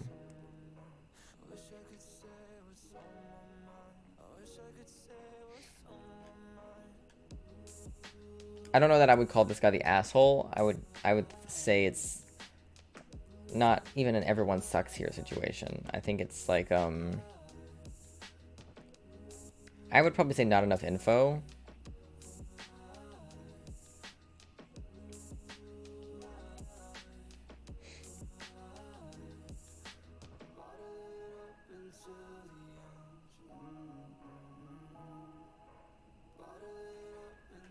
I don't think I'd say he's an asshole. I think he could work a little harder, but I don't think he's an asshole. I'm sure the way he phrased it to her probably made him sound like an asshole, I mean. But, you know.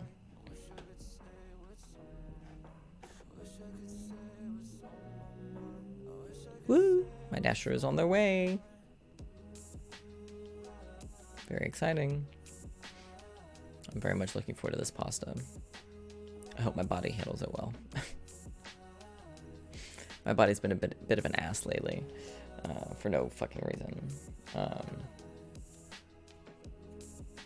Alright, this one has a separate update. We will end here soon, in about, I don't know, half hour.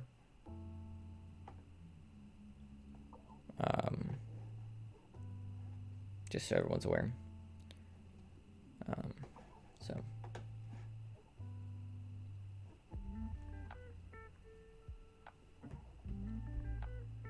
Yeah. My food should be here in like 20 minutes, so. Oh, 10 minutes. I can't read. So. a little bit after my food gets here, we'll call it. So, am I the asshole for refusing to cook separate meal for my niece? I, 42 female, live with my husband, 45, and our daughters are 18 and 16. We live in a different city from our families due to work. A few months ago, my sister asked me if her daughter, Kate, 19, could stay with us since she was starting college in our city. She was scared of her daughter moving away for the first time, especially to a big city like ours. I knew Kate from before COVID time and remembered her to be a smart and sweet kid. I knew Kate from before COVID time. Yeah, I'd hope so. She's 19. She's your niece. Sorry, that was just a weird sentence. I discussed with my husband and we agreed she could stay with us. Kate moved in around 2 months back. She was fine. Came home on time, let us know her whereabouts, no partying. The issues was with food. She had turned vegan. Oh no, the veganism. Normally I cook for my family. I cook just one meal for all, and we are all dairy obsessed people. Milk for cereals, butter and pancakes, cheese and everything. Eggs were our staple. Kate needed separate dishes altogether when we needed vegan substitutes for her. Since those are way more expensive, I told my sister she should give money to Kate so she can buy it. Or Kate needs to get a fucking job so she can pay for it. She started telling me how family doesn't take money from family to feed kids. I told her I would feed Kate the same as other kids, but I won't spend excess money on her. She said that's fine. Since her mom won't buy it, Kate started buying plant-based substitutes with her pocket money. As she should, she's a fucking adult. For dishes like pancakes, I made food for her using her ingredients. But every time I made a huge non-vegan meal, she expected me to provide equivalent vegan meals. I drew the line at that. I can't spend so much time cooking another meal. She said everyone else got to eat it while she was left with a few stuff to go eat. I told her she is free to cook for herself, and she hated that idea. It came to a boiling point last weekend when we had a barbecue dinner with friends. She got upset that her salad was very basic. It was good only with chicken added, and had nothing else to eat. She complained, and I told her she can cook for herself. She got even more upset at that and called her mom, crying about how I didn't make any good meals for her and expected her to fend for herself. Yeah, you're an adult. Not the asshole. My sister called me yelling at me how I didn't love her daughter and was intentionally excluding her. My parents are also taking their side. No, you're not the... No, you're housing this person. It's their problem if they have a dietary restriction. It's not like it's an allergy. It's not like you're cooking food that's actively causing this person an allergic reaction or something. Like, she's 19. She's a fucking adult with her own money. She can buy her own fucking food and cook her own fucking food if she wants to be a picky little eater. You know what I mean? Like, you know what I mean? Like, especially if she's not vegan for, like, health reasons. You know what I mean? If she's vegan because of, you know, moral reasons or whatever, that's fine. But it's on her to take care of that. She shouldn't... You're already housing her, I assume, for free. So she should have the spare money to go buy her own fucking food. You know what I mean? Not the asshole.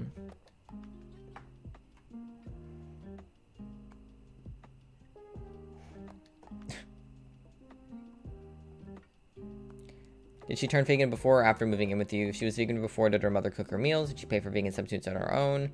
She was vegan before she moved in, though my sister didn't tell me that. Her mother bought and cooked vegan dishes for her.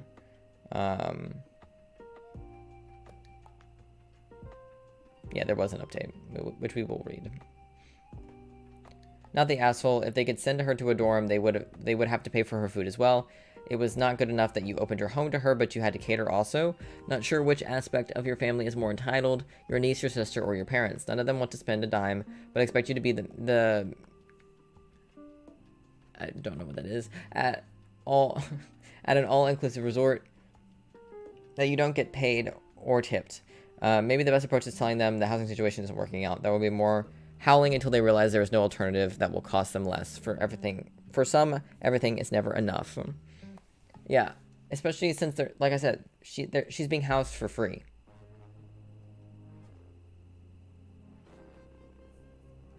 Yeah.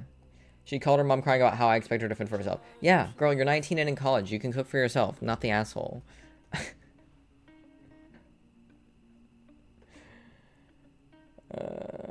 A 19-year-old girl in college can't cook for herself if she doesn't have the money to buy the groceries because she doesn't have a job. Then she needs to get a fucking job.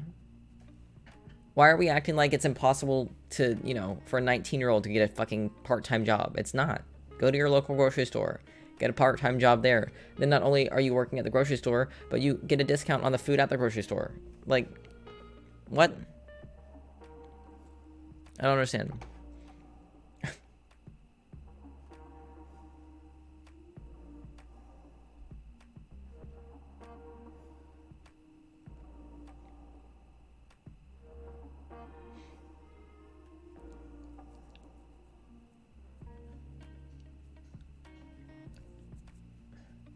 I don't understand. 19 and in college? Like, I was 17 and in college. Granted, I wasn't working because I had the scholarships, so I didn't need to work. I had scholarships, so I had a food plan at the school. It wasn't vegan, but there were definitely vegan options on campus. Like, I don't understand this.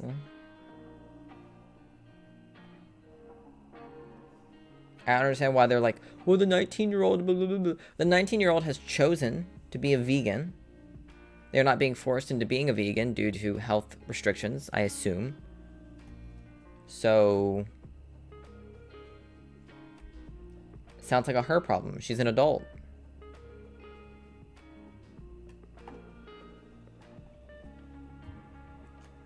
Curious about the update. My food should be here any minute now.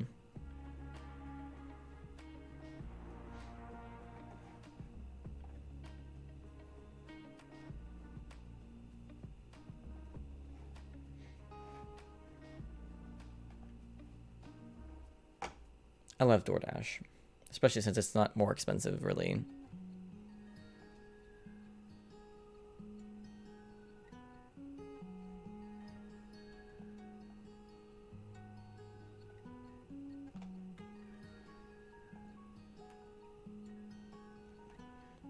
Trying to decide if it's close enough I can go on and head out there.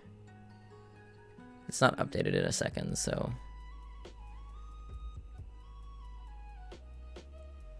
Oh, there's the update. Nope, never mind. It didn't update. Damn it.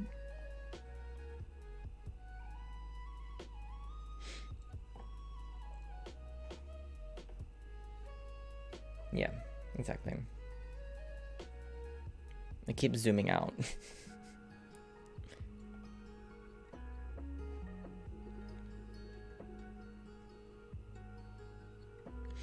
I'm waiting on an update on my food, so I know when I need to head out and get it. Let's read this.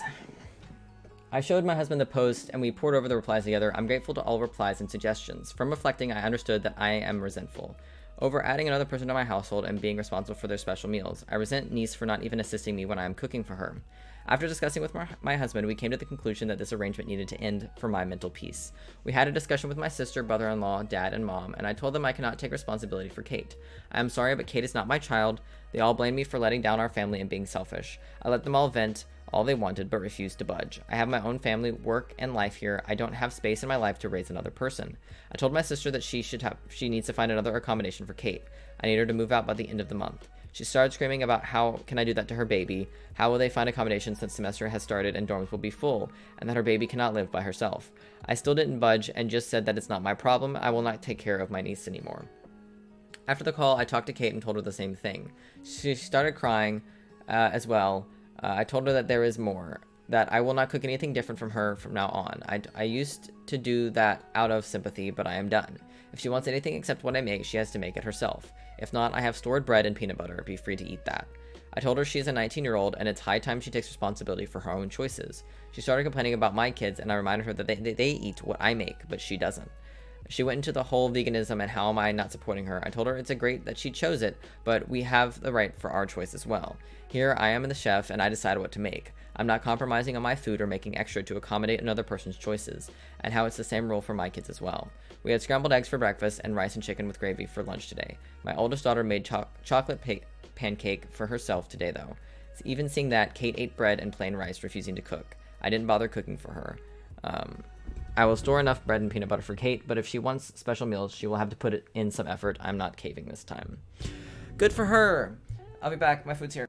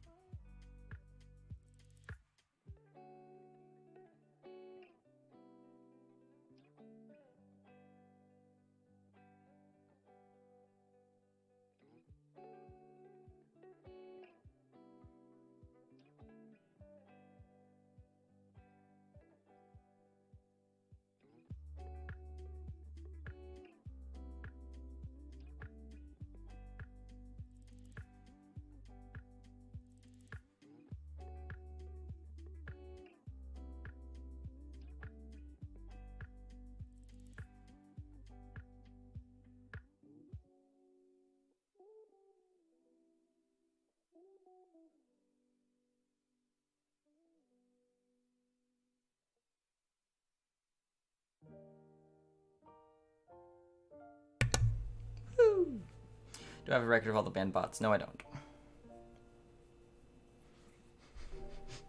I think I'm smelling outside.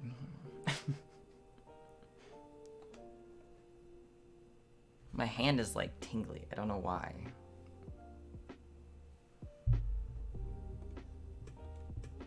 Like I've got pins and needles in my fingers tips, but I don't know why. It's very weird.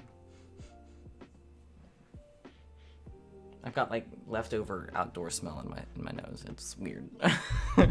Also, I did not expect it to be as bright out as it is. I don't know why. It's like not even 5 o'clock, so I don't know why my brain didn't translate that, but I thought there may be a way to see your ban list. Maybe?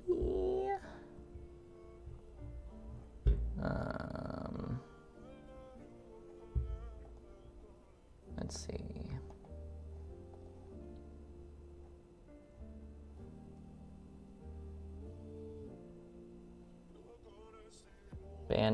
Banned chatters. Yes. There is a ban list. I don't know how I sent it to you. It's quite long. Because it goes all the way back to 2019. But all of your ones since 2021 are far more recent, but there's still a lot of them.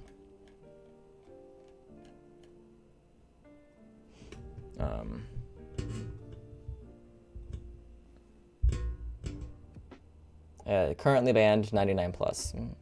So. All right, we'll do one more and then we'll call it. I like the end of this story. I'm glad that they decided to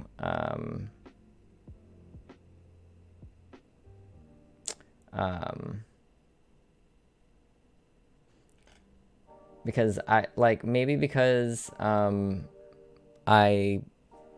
was kind of doing it all not on my own necessarily. Like I still definitely had my parents to fall back on, but I was getting my own food. My food things were covered by my scholarships that I got myself.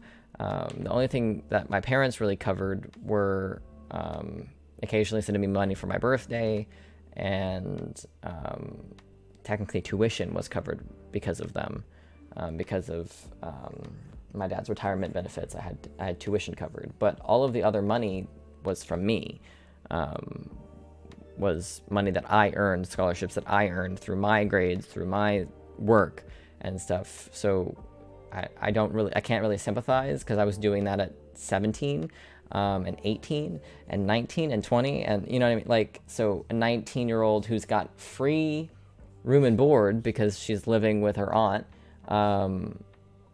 can't go out and get a part-time job so she can afford to cook her own fucking food. Like, I don't understand that. It sounds like this child has been coddled to a degree that she shouldn't have been, and that's a problem. So, you know. Yeah. We're going to do one more, and then that'll be it for today. Definitely not the asshole on that last one. And this one's a short one, too. Am I the asshole for shutting down a girl's attempt to diagnose me with an eating disorder? I lost my left leg when I was very young from a hospital-acquired infection. I have a prosthetic leg, which I use for walking, and another one for running and exercise. When I was on my parents' health insurance growing up, I got refitted regularly as I grew up. Now I'm too old to be on my parents' insurance, and while my company's insurance is considered very good, getting a new leg or getting adjustments for body weight changes are still expensive. I expect to be paying a fortune if I get pregnant, so I try my best to stay the same weight. If I gain some weight, I can immediately feel it becoming less comfortable to walk. Makes sense? Anyway, a friend's girlfriend and I were talking, and she began remarking on how I'm not eating much. We were out to dinner, and I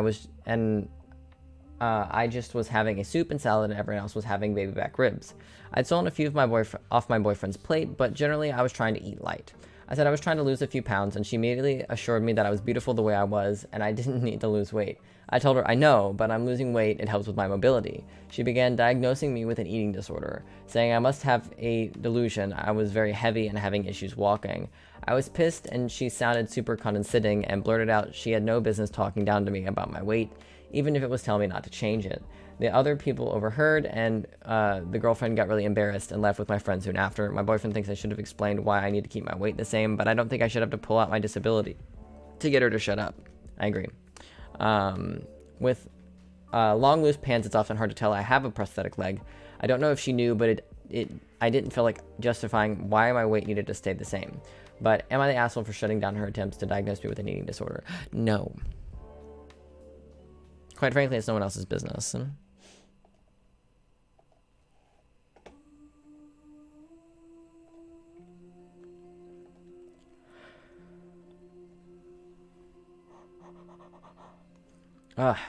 And with that, it is time for me to go eat because I am hungry.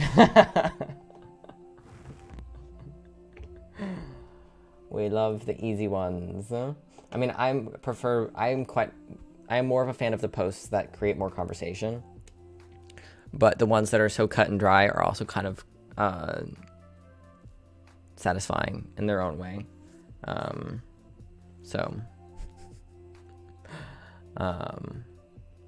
I'll see y'all tomorrow. I'm not sure what we'll do during the day tomorrow. Maybe just more Reddit. I'm not sure. I'm not sure if I'm going to stream tonight or not. I haven't decided yet. So we'll see. But have a good night. Enjoy your evenings, your days, your time. And I'll see you when I see you. Goodbye.